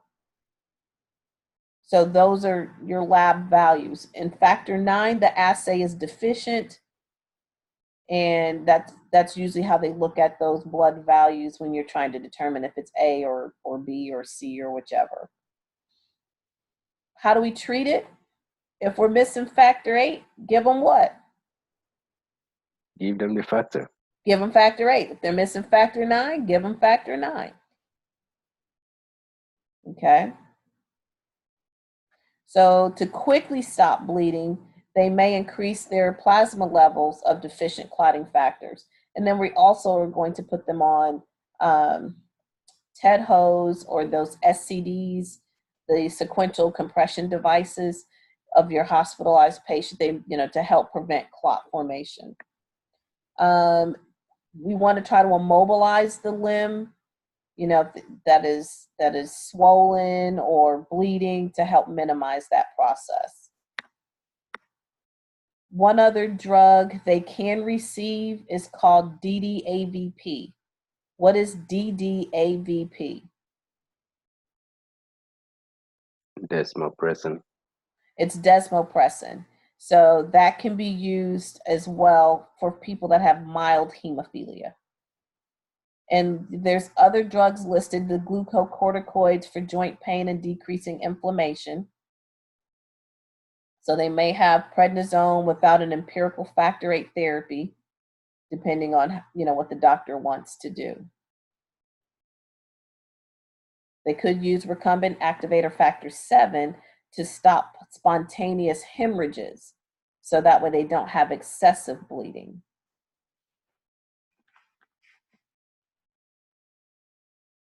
But those would be your top 3. Give them the factor that they're missing, or they can try the recumbent activated factor 7 and then give them DDAVP. And that's given IV or can be given intranasally, depending on the bleeding types from mild to moderate. Would we give them aspirin or NSAIDs if they are having pain? No. No, we're not going to give them that. So we would choose Tylenol or codeine, for severe pain. So the biggest thing is teaching them about rest opportunities, teaching them about, what types of activities they should and should not do, splitting any injuries that they may have, assessing what type of lifestyle the individual, leads. So hopefully they're not out there playing, rugby and all of those, because I don't think that would be appropriate. Try to avoid IM injections. Apply cold compresses or ice bags. Elevate the injured part. So RICE, rest, ice, compression, elevation. Yes. Okay.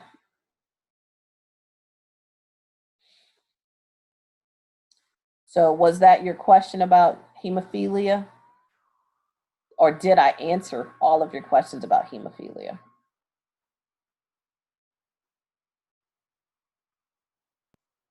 For me, yes. Okay. Any other questions?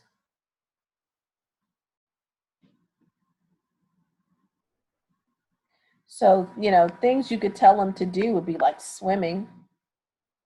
That would be a good non-threatening or, injury-producing sport that they could do.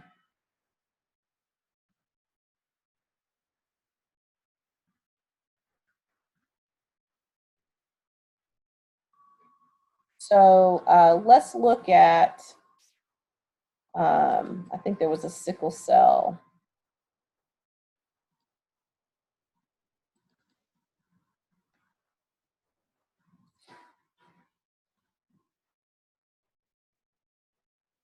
Let's look at a sickle cell case study.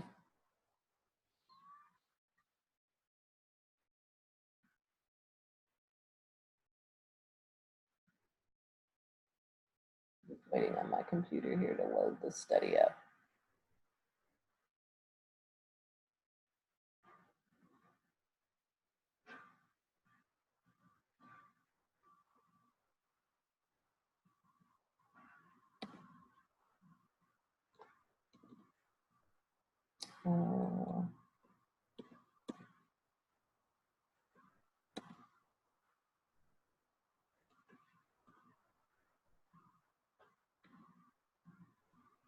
I don't think I sent this one out. So give me a sec.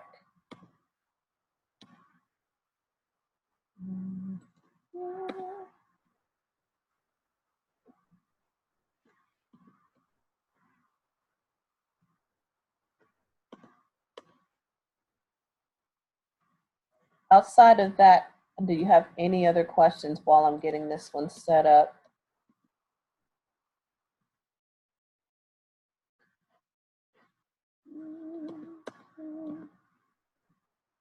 I don't hear anything.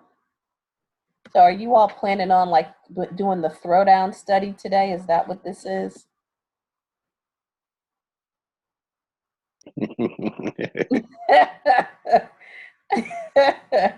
Just saying, you know, I'm just trying to figure it out. Yeah.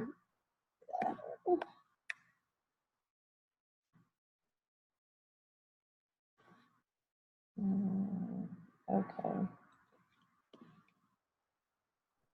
All right, I think I have it set up the way I need. All right, so I'm going to share my screen. Oh, someone sent a message. Hold on. Oh, someone says no. Well, that's helpful to hear. All right, so let's do, let me share screen. Share screen.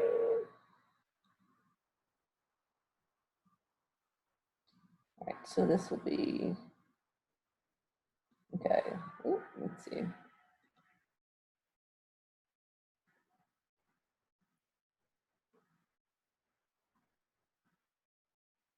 Okay. All right, this is not appropriate. I don't like this. I can't make my screen bigger. Hold on.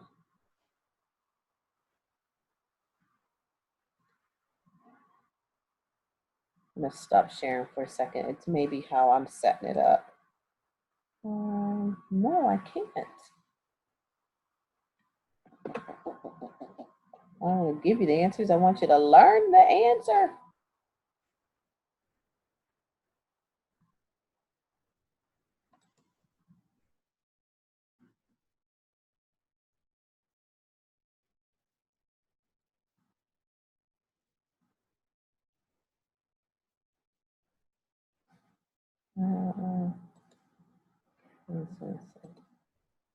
Oh, this is hilarious. I'm laughing at myself.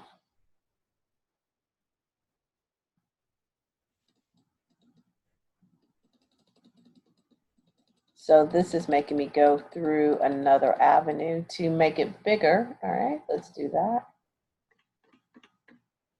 Okay, I think I can live with this now. All right, here we go. Back at the ranch, sharing screen. Okay, so here we have a 3-year-old African-American kiddo with sickle cell being admitted to the pediatric unit. Runny nose, fever, vomiting over the past 2 to 3 days. He has not been eating well, complaining of pain in his right leg and refusing to walk. On assessment, you find that his vital signs is 101.7, pulse 132, respirations 32, BP 88/52. He's coughing. He has a slight dusky mucous membranes, or he has slight dusky mucous membranes, and his cap refill is less than 4, or is 4 seconds, not less than 4. So with all of that, what are your problem areas? And this is before we even get to the additional assessments. What are your problems? What do you, in that vignette, what are the problems here? He's not eating. Okay, besides that.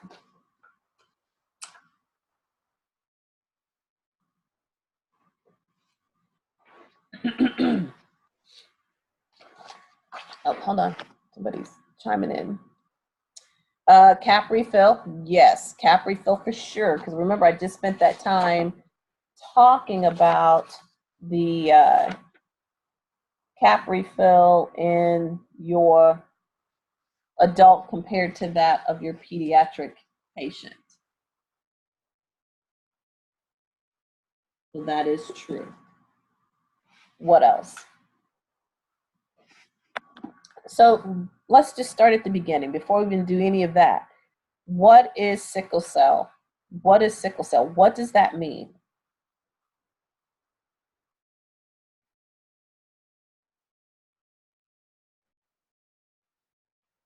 I mean, because you've all heard it. So what does sickle cell mean? What is it? It's a blood deformation, Okay, in what way? and the red blood cells are not well formed. Okay, so if you don't have, well-developed red blood cells, then you're going to end up with an anemia because you're not making enough healthy red blood cells. When a cell sickles or has an S shape, and by the way, this sickling of the cell, is this a smooth? Does this make the blood cell smooth or jagged? It makes them jagged and then difficult to pass through the capillaries, smaller blood vessels. Perfect. It is jagged. What causes a cell to sickle?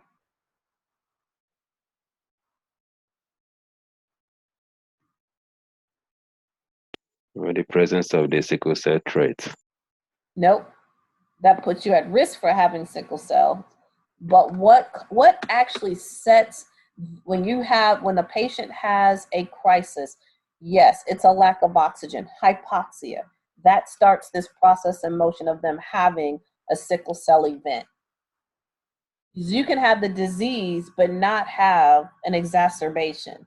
But if you have a decrease in oxygen for whatever reason, whether it's stress, this, that, and the fifth, this is going to now activate that process.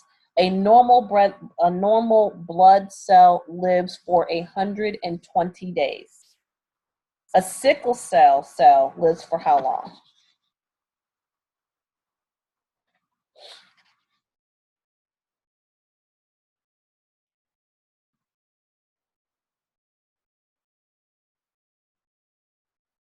A tenth of that. So 10 to 12 days. So something that normally goes 4 months is now out within 2 weeks or 10 days. That's a very short amount of time. And you also lost the oxygen carrying capacity. So now we're going to have difficulty with oxygenation to things distally. So it's at least one abnormal sickle cell gene or sickle cell on the hemoglobin of gene S from one parent plus another abnormal hemoglobin gene from another parent. So there's different types of sickle cell or abnormal sickle cell genes. One is HBS and the other one is HBA. The more common and severe form is HBS. So here the sickle cell genes are the S where it's inherited from one parent. And there's other types of diseases that are very similar to sickle cell, like thalassemia. So that's also another red blood cell dyscrasia or disorder. Is this disease acute or chronic?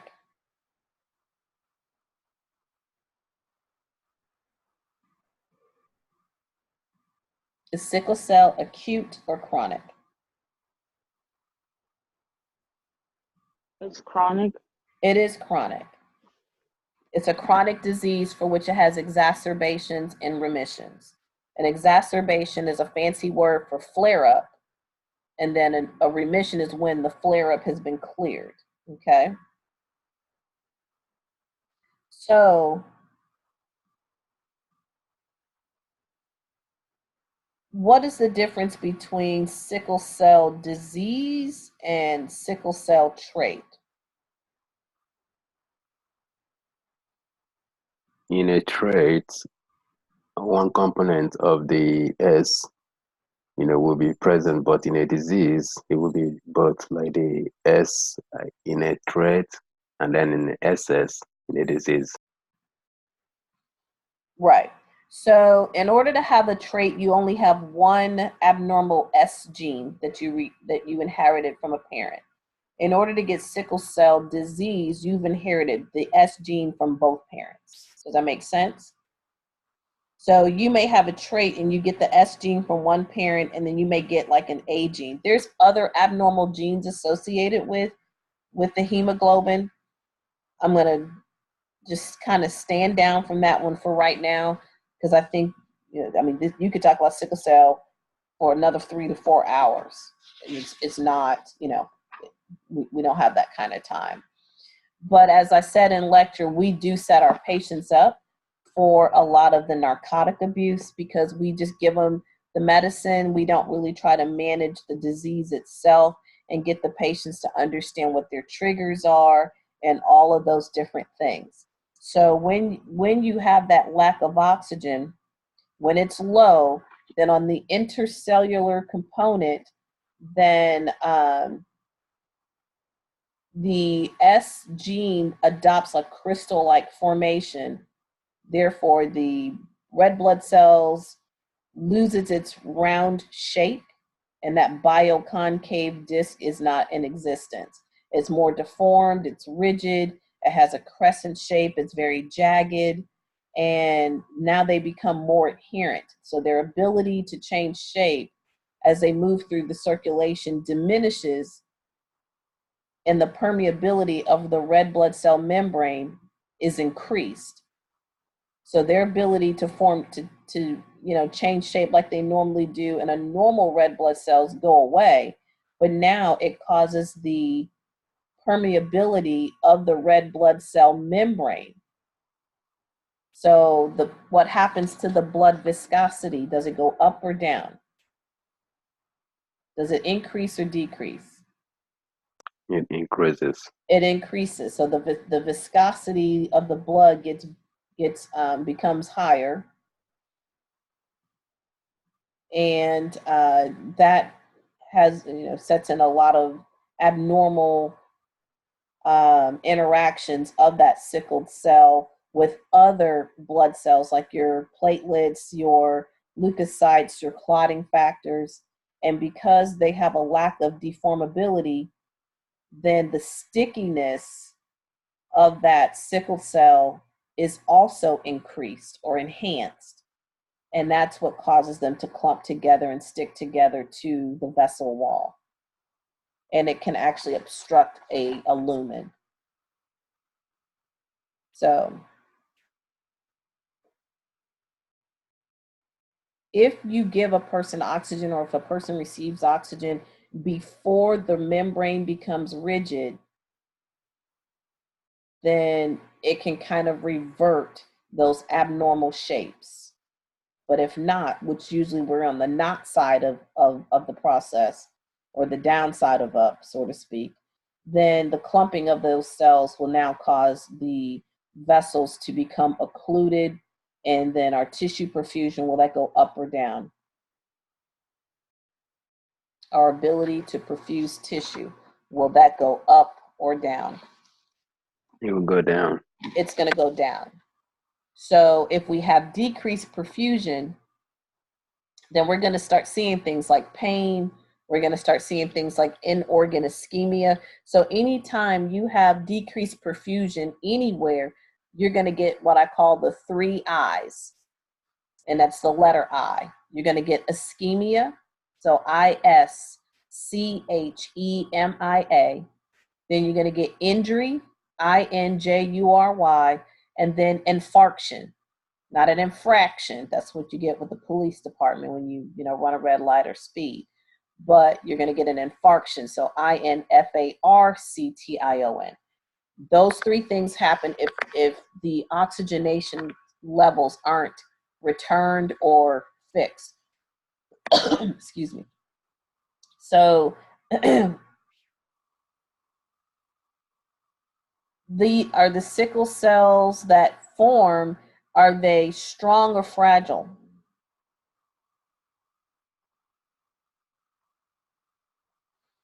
They're fragile. They're going to be very fragile, easily destroyed by any types of forces as they move through the body system or move through the vessels. So these sickle cells, you know, as I said, they have a short lifespan.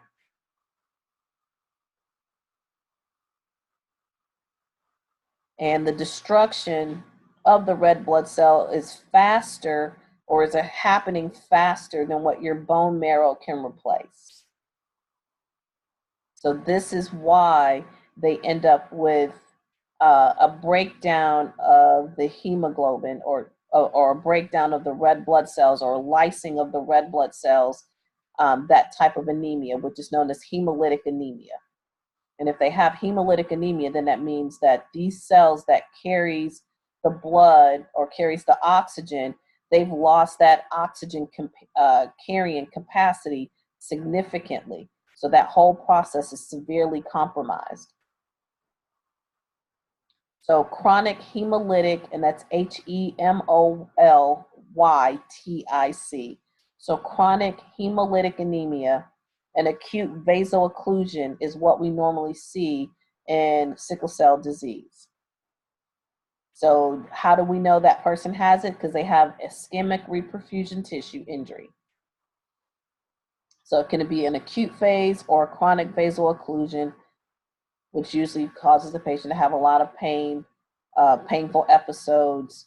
They can have acute chest syndrome, in-organ damage, stroke, and they can actually die. So I think that gives you kind of a really good picture of sickle cell disease, right? So that's kind of the backstory. Yes. So now the question becomes, you know, other complications, you know, stroke, kidney failure, diseases in the lower extremities, like deep vein thrombosis can happen, delayed growth, and delayed puberty. So based on this case study, what other information do you think is needed? What additional assessments are needed for this particular patient here?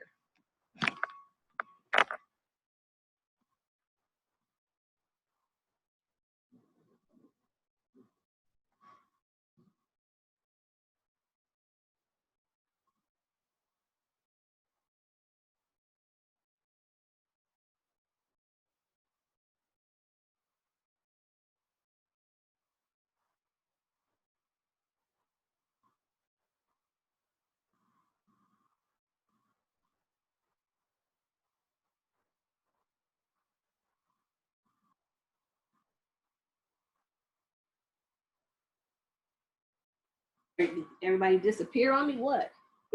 No, well, since we've already covered the oxygen status very much, and then one other thing we've not mentioned is the pain. So I would assess the patient's pain, the intensity, and the areas having pain at the moment.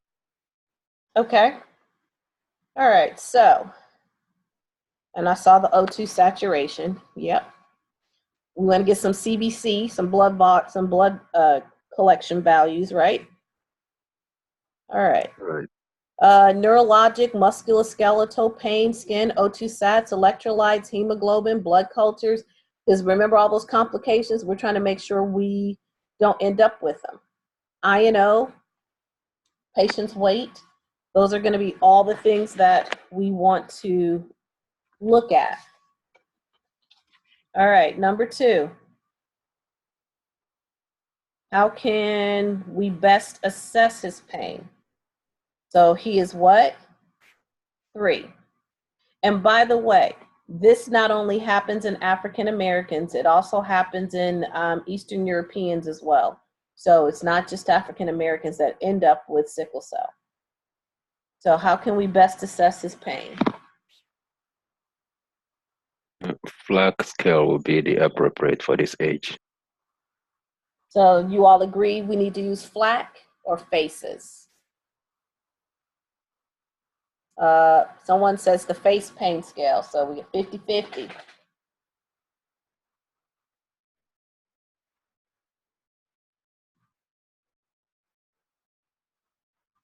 Any others?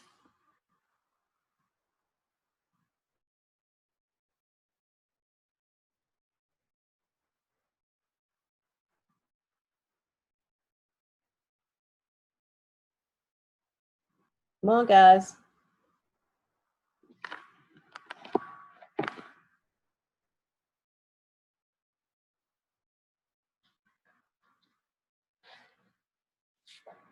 All right, now we have 2 for flack. Okay, so we're going to, you guys got to get on this ball. We're going to utilize an age-appropriate tool, FACES, and ask the child directly. So self-report is the most reliable indicator. What treatment priorities? What are going to be our treatment priorities? Well, since the patient is already having a crisis, so it would be, the emphasis would be to alleviate the pain. Okay. Someone said airway. What do you guys think?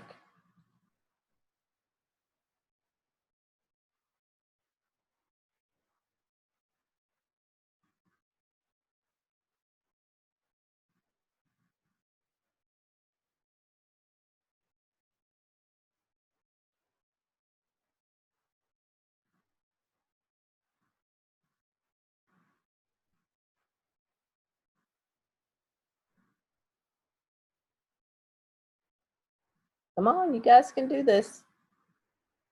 Oh, sounds going in and out. Got it. You know,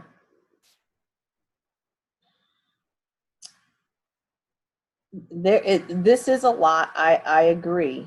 However, we got to stay vigilant in this process.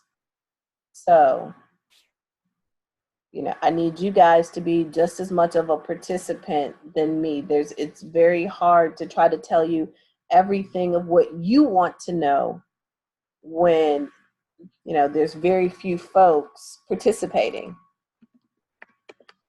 I mean, there's 2 people that are routinely answering that question, or any questions for that matter, and that's not appropriate. And it kind of makes it harder because now you want to go back and try to memorize these case studies. But what you have to do is understand why it is the way that it is.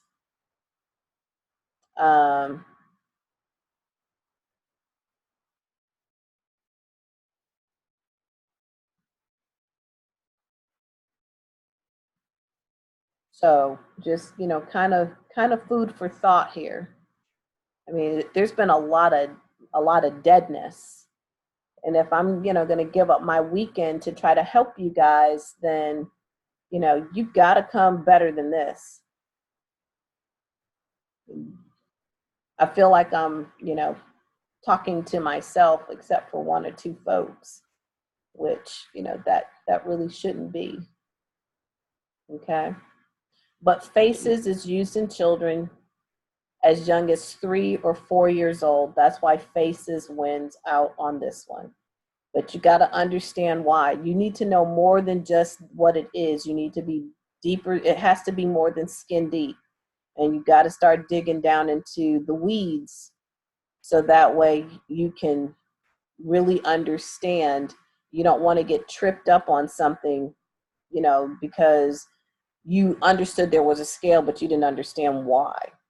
So our treatment priority is going to be hydration, and we're going to manage pain and infection. So we want to make sure our oxygen stays greater than or equal to 92%. What pharmacological treatments would you use for sickle cell crisis?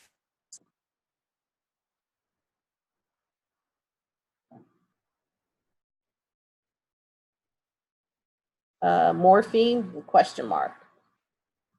Do you guys agree, disagree?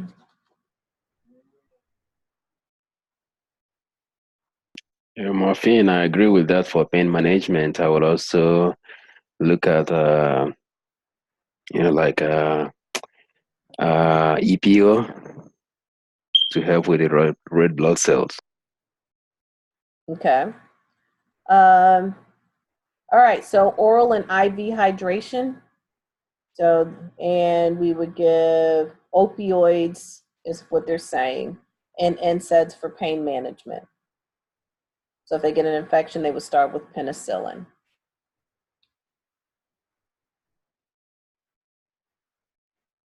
What are the non-pharmacological management strategies that could be used? Distraction to help with Okay. the pain. All right. Position of comfort. We could do that too. Yes. Giving fluids. Okay. Distraction, play, music, a security object, cuddling, holding the child. Those are all options. Prior to discharge, what teaching should you do for the family? Stay away from people that are sick and implement good hand hygiene. Yep. Or you can also look at, things that causes the patient to become hypoxic. So minimizing, trying to identify when they have those episodes of sickle cell. That would be another option that's viable. Keeping them hydrated, things to do there. So avoid heats or overexertion, stress, infection, keeping immunizations up to date, hydration, someone stated, looking at the signs and symptoms of the crisis and when to call the physician. So those are all good pieces. That was it. That case study actually came out of Reese, your textbook. So, let's see. Okay, guys, I guess you guys are overloaded. There was a lot more that I would have wanted to do today, but I mean, if you guys don't come to the Zoom sessions kind of prepared, ready to cover things, then, I mean, doing these Zoom sessions really doesn't, in my opinion, doesn't make any sense. I mean, what do you anticipate to get out of the Zoom sessions if you're not a participant of the Zoom session?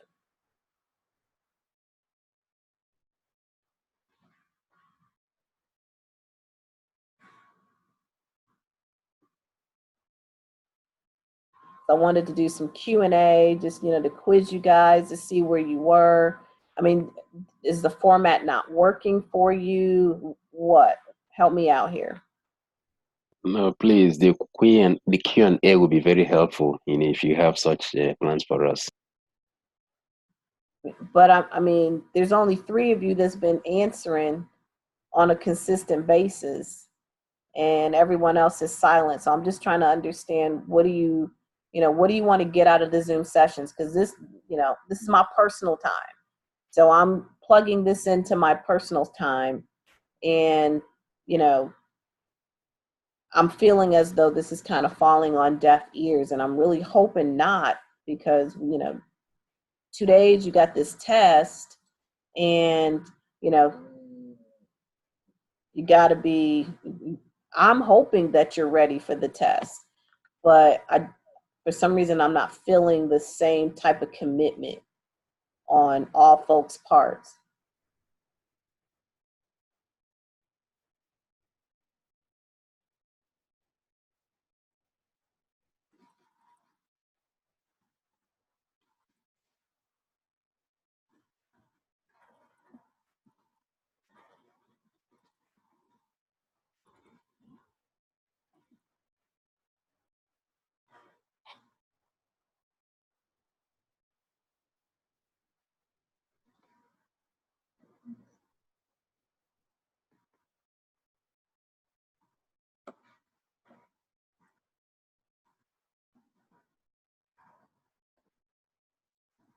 Okay. Well, I would say we can conclude here. And, hopefully, I wish you guys well on the test, as always. there's a specific question that you were hoping was answered on Zoom that wasn't, then, you know, you can always send an email. It's awesome, Time please. for your exam is going to be at 7:30. So you will take your exam with the J2 students. And I know there was someone that emailed me earlier. I'm thinking about S1 students, and my apologies for that because their exam is at 10. You all's exam is at 7:30. So be there on time. Make sure you have all your exam soft stuff taken care of, that you know your password. If you opt to bring your phone in, make sure you follow the testing center rules or the rules for testing, which is it comes in a bag, face side up. It'll be on your countertop, wherever you are directly. So it will be, that's where it needs to be placed. In the off mode, no, don't even do the silence or what, turn it off completely. If your phone buzzes, then what's going to end up happening is they're going to collect your phone, and then, you know, they're going to submit your test at that time. You cannot leave in between the testing and the collaborative. If you do, you do not get back through the door.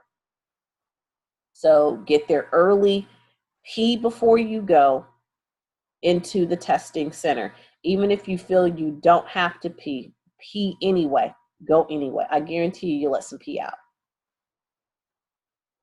Just how your bladder works.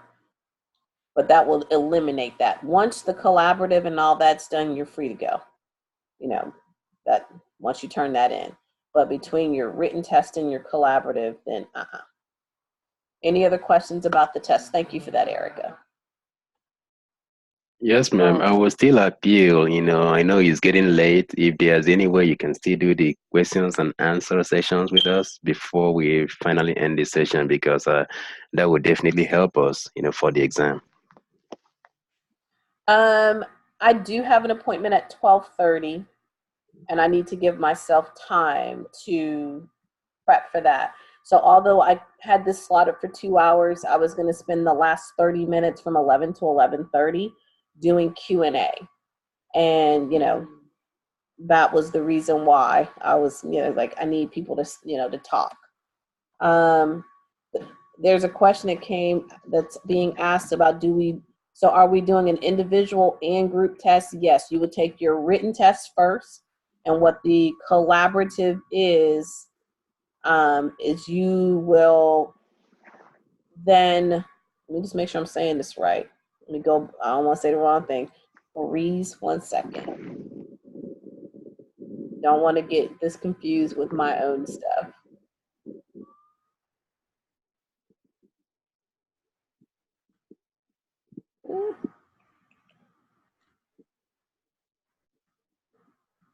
I'm logging into the site and checking your syllabi is what I'm doing. Send me a code here.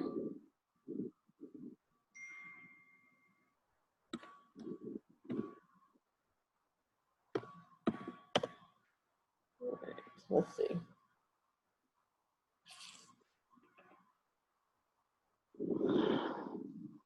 And so if you go under community and nursing and then to transition, which is bridge, and then when you click on your syllabi, because that's what I'm getting ready to do for 1324, and you're looking at the one that was revised 1/14/2019.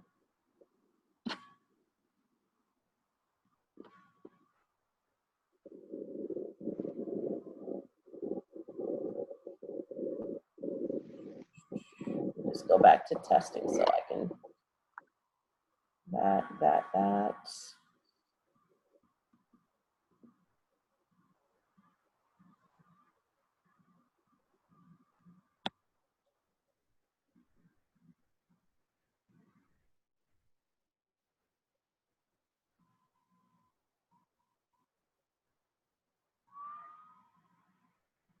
I'm reading, so give me a second.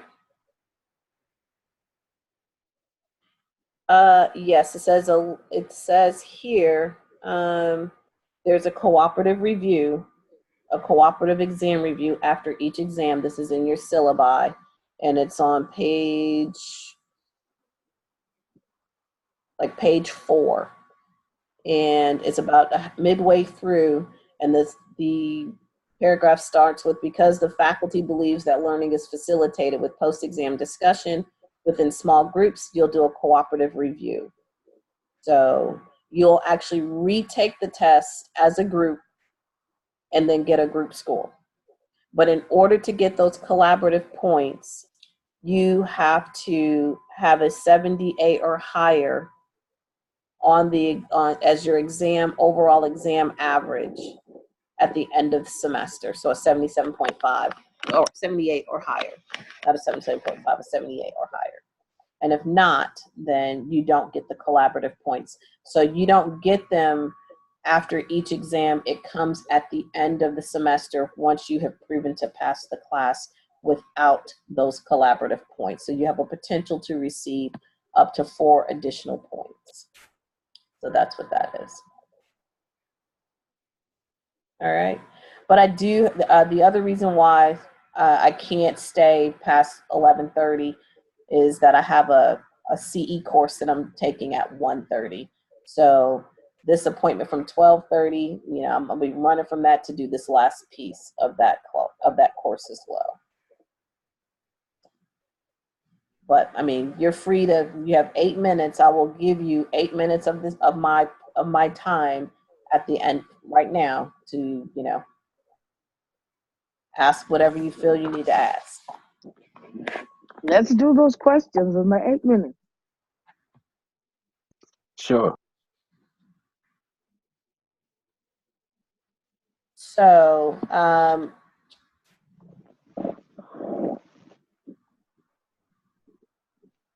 what are some fruits and vegetables that you would give your patient or tell your patient that he or she would need to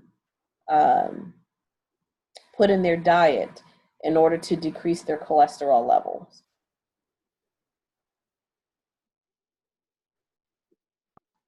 I will emphasize on apples for their high fiber content. Okay. Broccoli. I didn't hear that. Broccoli. I still didn't hear it.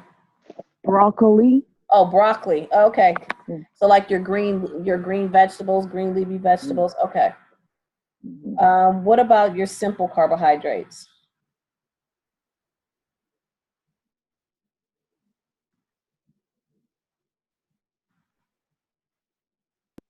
Like rice. Isn't that the simple stuff that converts to sugar really quickly and usually has not a whole lot of nutritional value, like your candies, like candy Yes. and fruit juices that has a high fructose corn syrup? Yes. Okay, so those simple carbs, we don't want to have them take. We want them to have the complex carbs.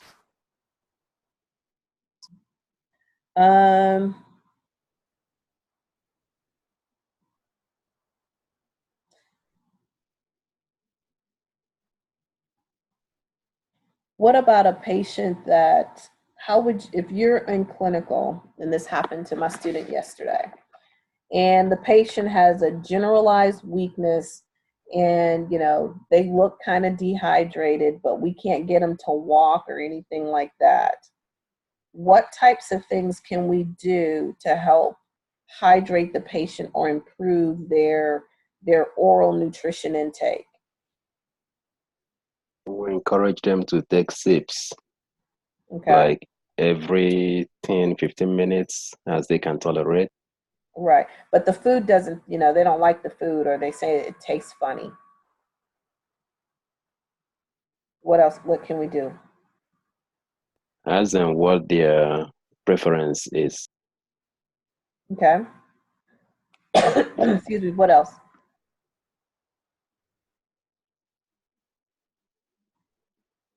So we want to find out if they like anything else that we can give them.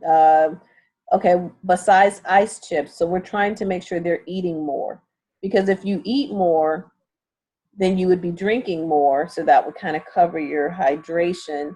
And if you're eating more, you're more likely to have less generalized weakness, where that would impact your gait, correct? Correct. Okay. So when you, who has done a,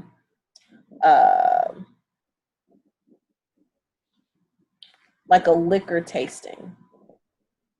Who's done that? I have not. Okay. I have. Basically, what I'm saying is, if you're tasting different types of rums, so I've done this at the Bacardi distillery. I'm not promoting liquor drinking. I'm just saying. So in these particular liquor, you know, from clear rum to a 4-year rum, to a 8-year rum, 16-year, 23-year, in order to really taste what that particular rum is like, then you kind of have to flush out your palate in order for that to happen. So they have you drink water.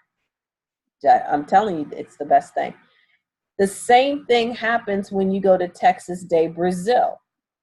When you go to Texas Day Brazil, they also provide you with a palate cleanser, so you can taste the richness and the herbs and stuff of their food. So if someone's saying it tastes funny, like maybe let's do some oral care to make sure that the palates and everything is clear or cleaner. You know, maybe rinse their mouth out with water, maybe brush their teeth, you know, maybe, you know, do it before and after meals, so that way they have a better tasting mechanism. Because as folks get older, especially for older people, the food has to taste good in order for them to eat it. So we also have to make sure that we allow those endings, those sensory endings, to be, you know, clear of any type of, you know, what am I trying to say? Like, you know, crap on your tongue and bacteria and all of that.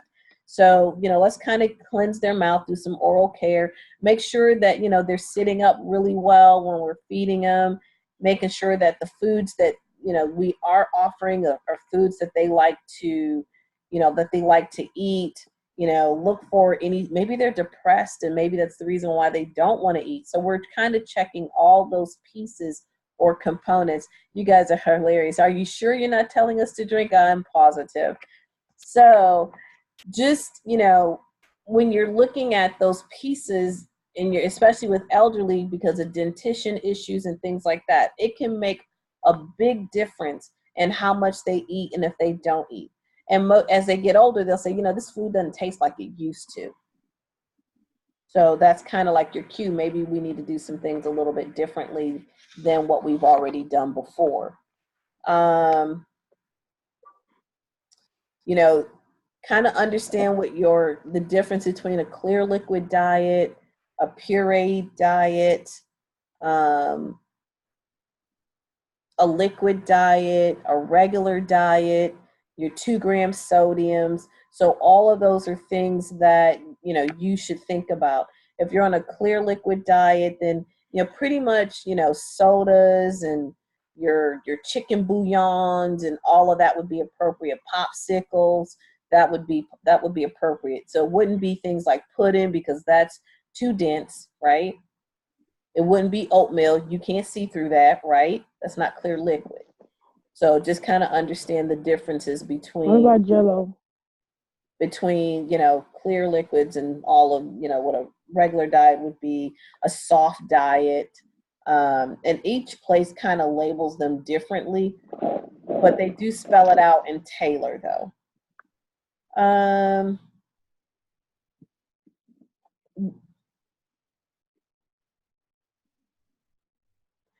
So in order to give kiddos a good chance to, you know, minimize like illnesses and things like that outside of immunizations, this is from a nutritional standpoint. what would be some important things to include in their dietary regimen? You know, that's, you know, of more dense foods versus less dense foods.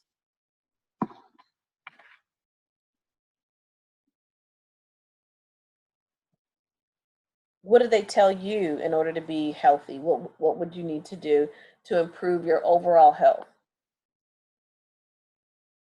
Eat vegetables, that's number one. Lean meat.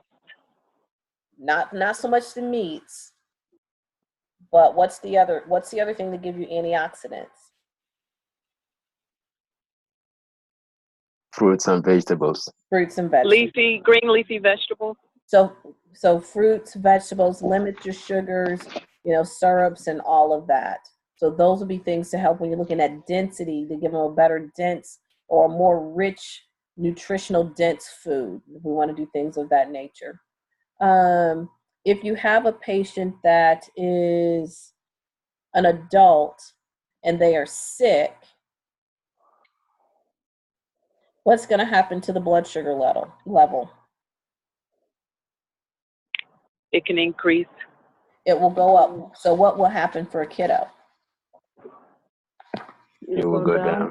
For a kiddo, it goes down. So at least you got that part. What's the worst case scenario before death of a diabetes type 1? DKA, DKA type 2. HHNC. HHNC or HHK or whatever it is it's identified as. Anyone with a thyroid disease or an adrenal disease, whether it's Cushing's, Addison's, thyroid, will they be taking their medicine for a short time? No. This will be lifelong.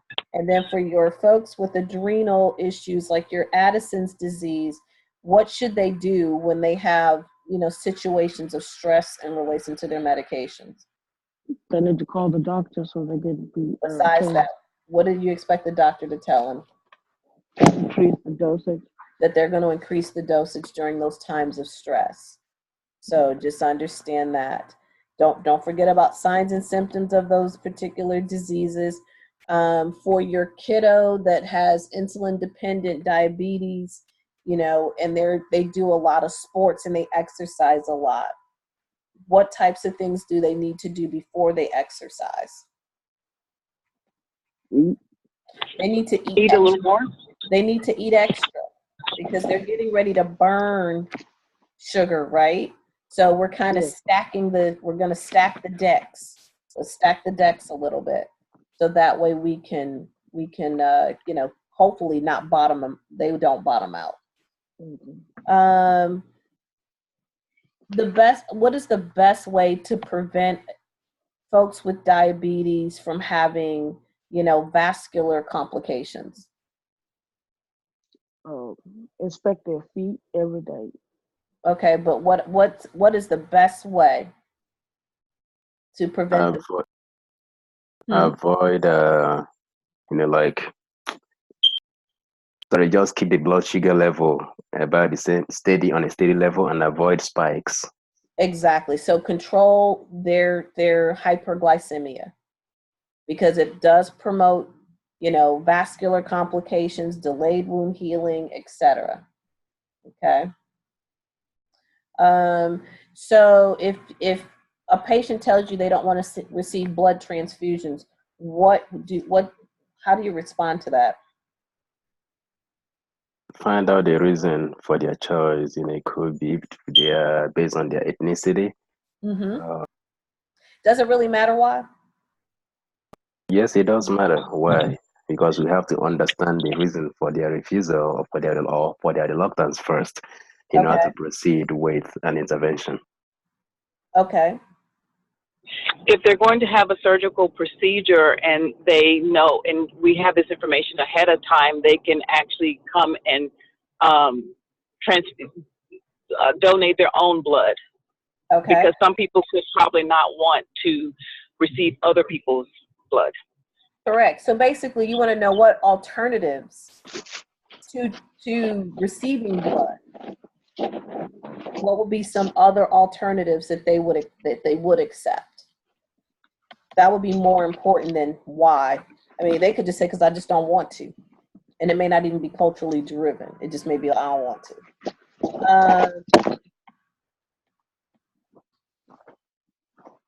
Let's see.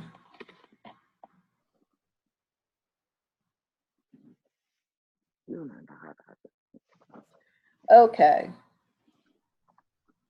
If you use an interpreter for anything,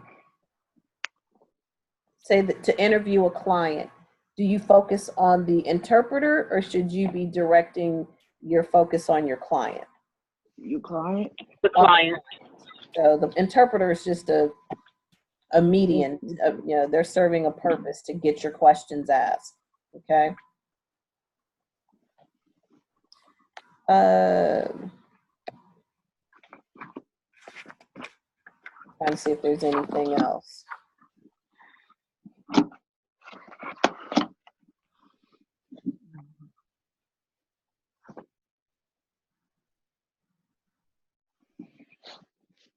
What would be some effective, not effective, what would be some discharge teaching that you could do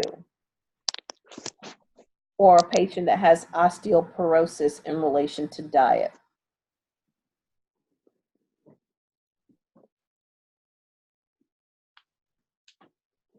If you have a person with osteoporosis, increase the calcium. Thank you, Erica. So what foods would you give them? Or what? Dairy, if they can tolerate it. Dairy, okay. What else? What other foods are high in calcium? Beans will be appropriate. So what, babe? Beans. Okay, beans. Okay, what else? Broccoli. Okay, what else? We're talking about things to increase calcium. And we want something that's high in calcium, not just kind of moderate or low. We want high calcium intake. So dairy, like your yogurts, your milk, your skim milks, your oatmeals, that would be high in calcium. So, you know, make sure you go back and review that. That's a first semester concept. And that's in Brunner.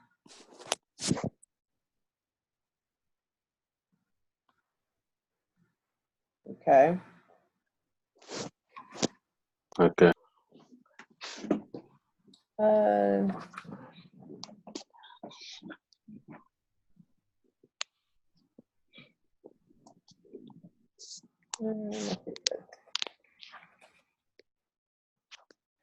So if you have a person with, no, that's not what I want to say. What's the scale that we use for patients that have mobility issues?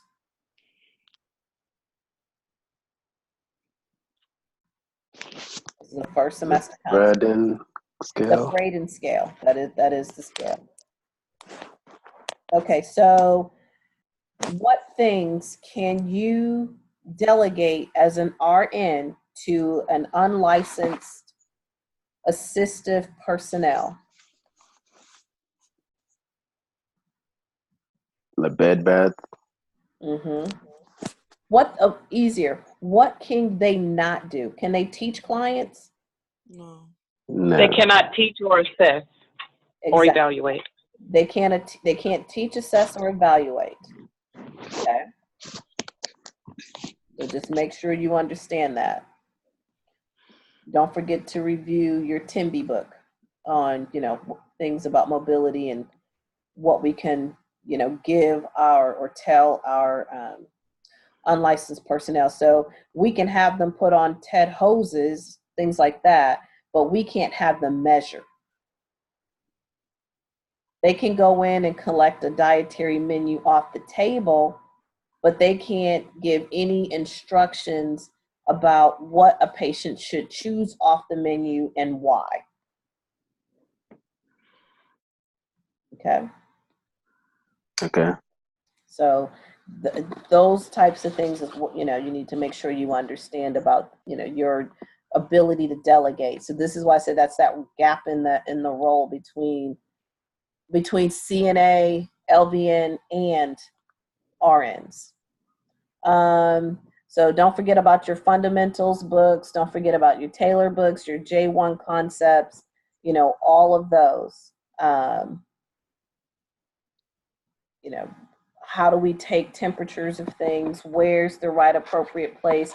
If you're doing an oral temperature, what are some questions you want to ask the patient beforehand? Whether If they've they've had eaten or coffee. not. Did they what? Did they eat Did they have anything to eat or or drink drink? within the Yes. last, what, 30 minutes, 15, 20? 30 minutes. 15, 20 minutes. Okay, so just here's some food for thought. When elderly people get older and if they have an infectious process, will they or will they not have a fever? They will not. They will They not. may not have a fever. They will not have a fever, but they may have an alteration in LOC. And then you need to be looking at if they do have an alteration in LOC, it's probably a urosepsis or it's a pneumonia. It's one or the other. Okay. So can you become hypothermic in damp clothing? Yes. Can you become hypothermic if you have on damp clothing? Yes. Absolutely. So just think about even if you're in water and you're swimming, and I think I talked about this before, even in open abyss of water, you can become hypothermic, even if it was 70, 80, 90 degrees. Okay.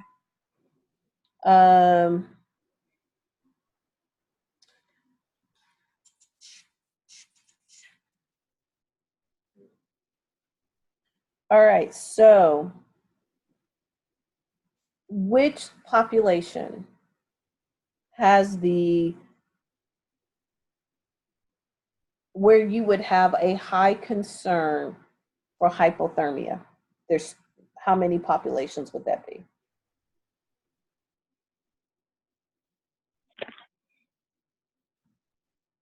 Kids.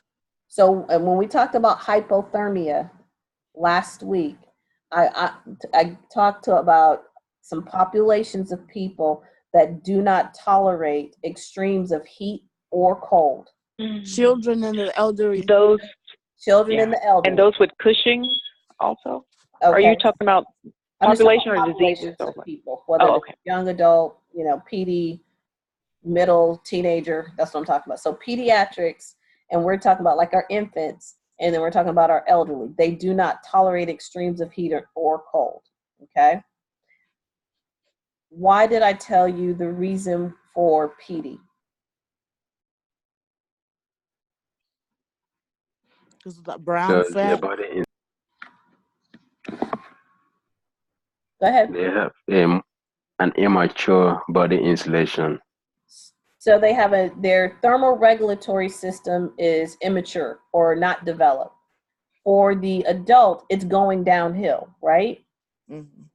So looking at infants, and they always run the risk of hypoglycemia because they chew up a lot of metabolic reserve, which is their glucose, and they also run the risk of hypothermia because their thermoregulatory system is immature. What would complicate an infant's hypothermia? What other things should we consider in relation to the infant, in relation to hypothermia?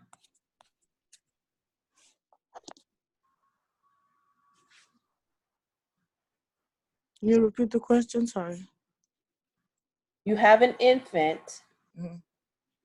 and I'm asking you to look at conditions of infancy and ask what would actually make this cause more harm to the patient.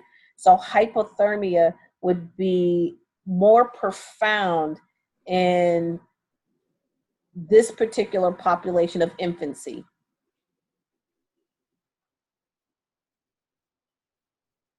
This is a long 8 minutes. I know. Yeah. It was really 2, but moving on.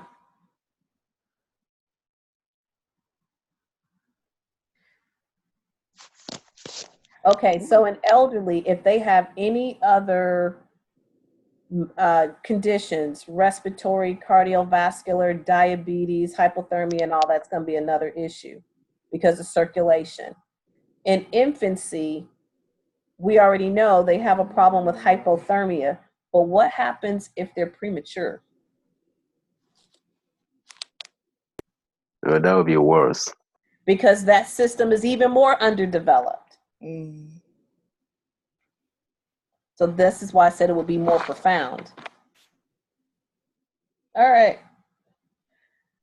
Moving on. I have to, tally ho. By the way, this will be my last question of the day. If you're drawing a PT, what medication are you really looking Coumadin. at? Huh? Coumadin. Coumadin. And if you want to remember that, do not use warfarin. Use Coumadin. Coumadin.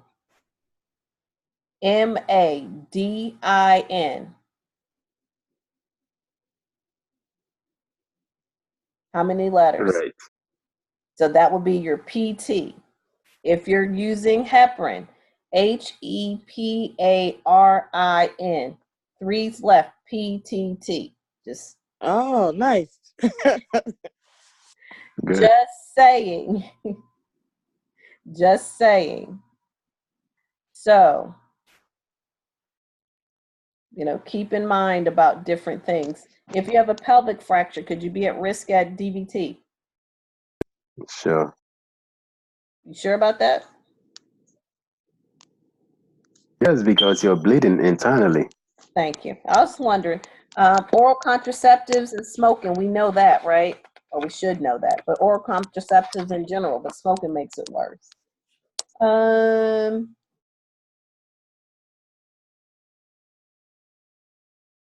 I think I'm done on questions because I'm actually tired now. But I wish you guys well. If you want these sessions to continue, you guys got to come with a lot more something. So, this has been almost 3 hours, and there'll be times I won't be able to stay past the time. But my cutoff time today was 11:30. So, study well. Hope it all works out. Let me know if you have any questions. Best to you, and have a good rest of your weekend. Thank you. Okay, bye-bye. Yeah.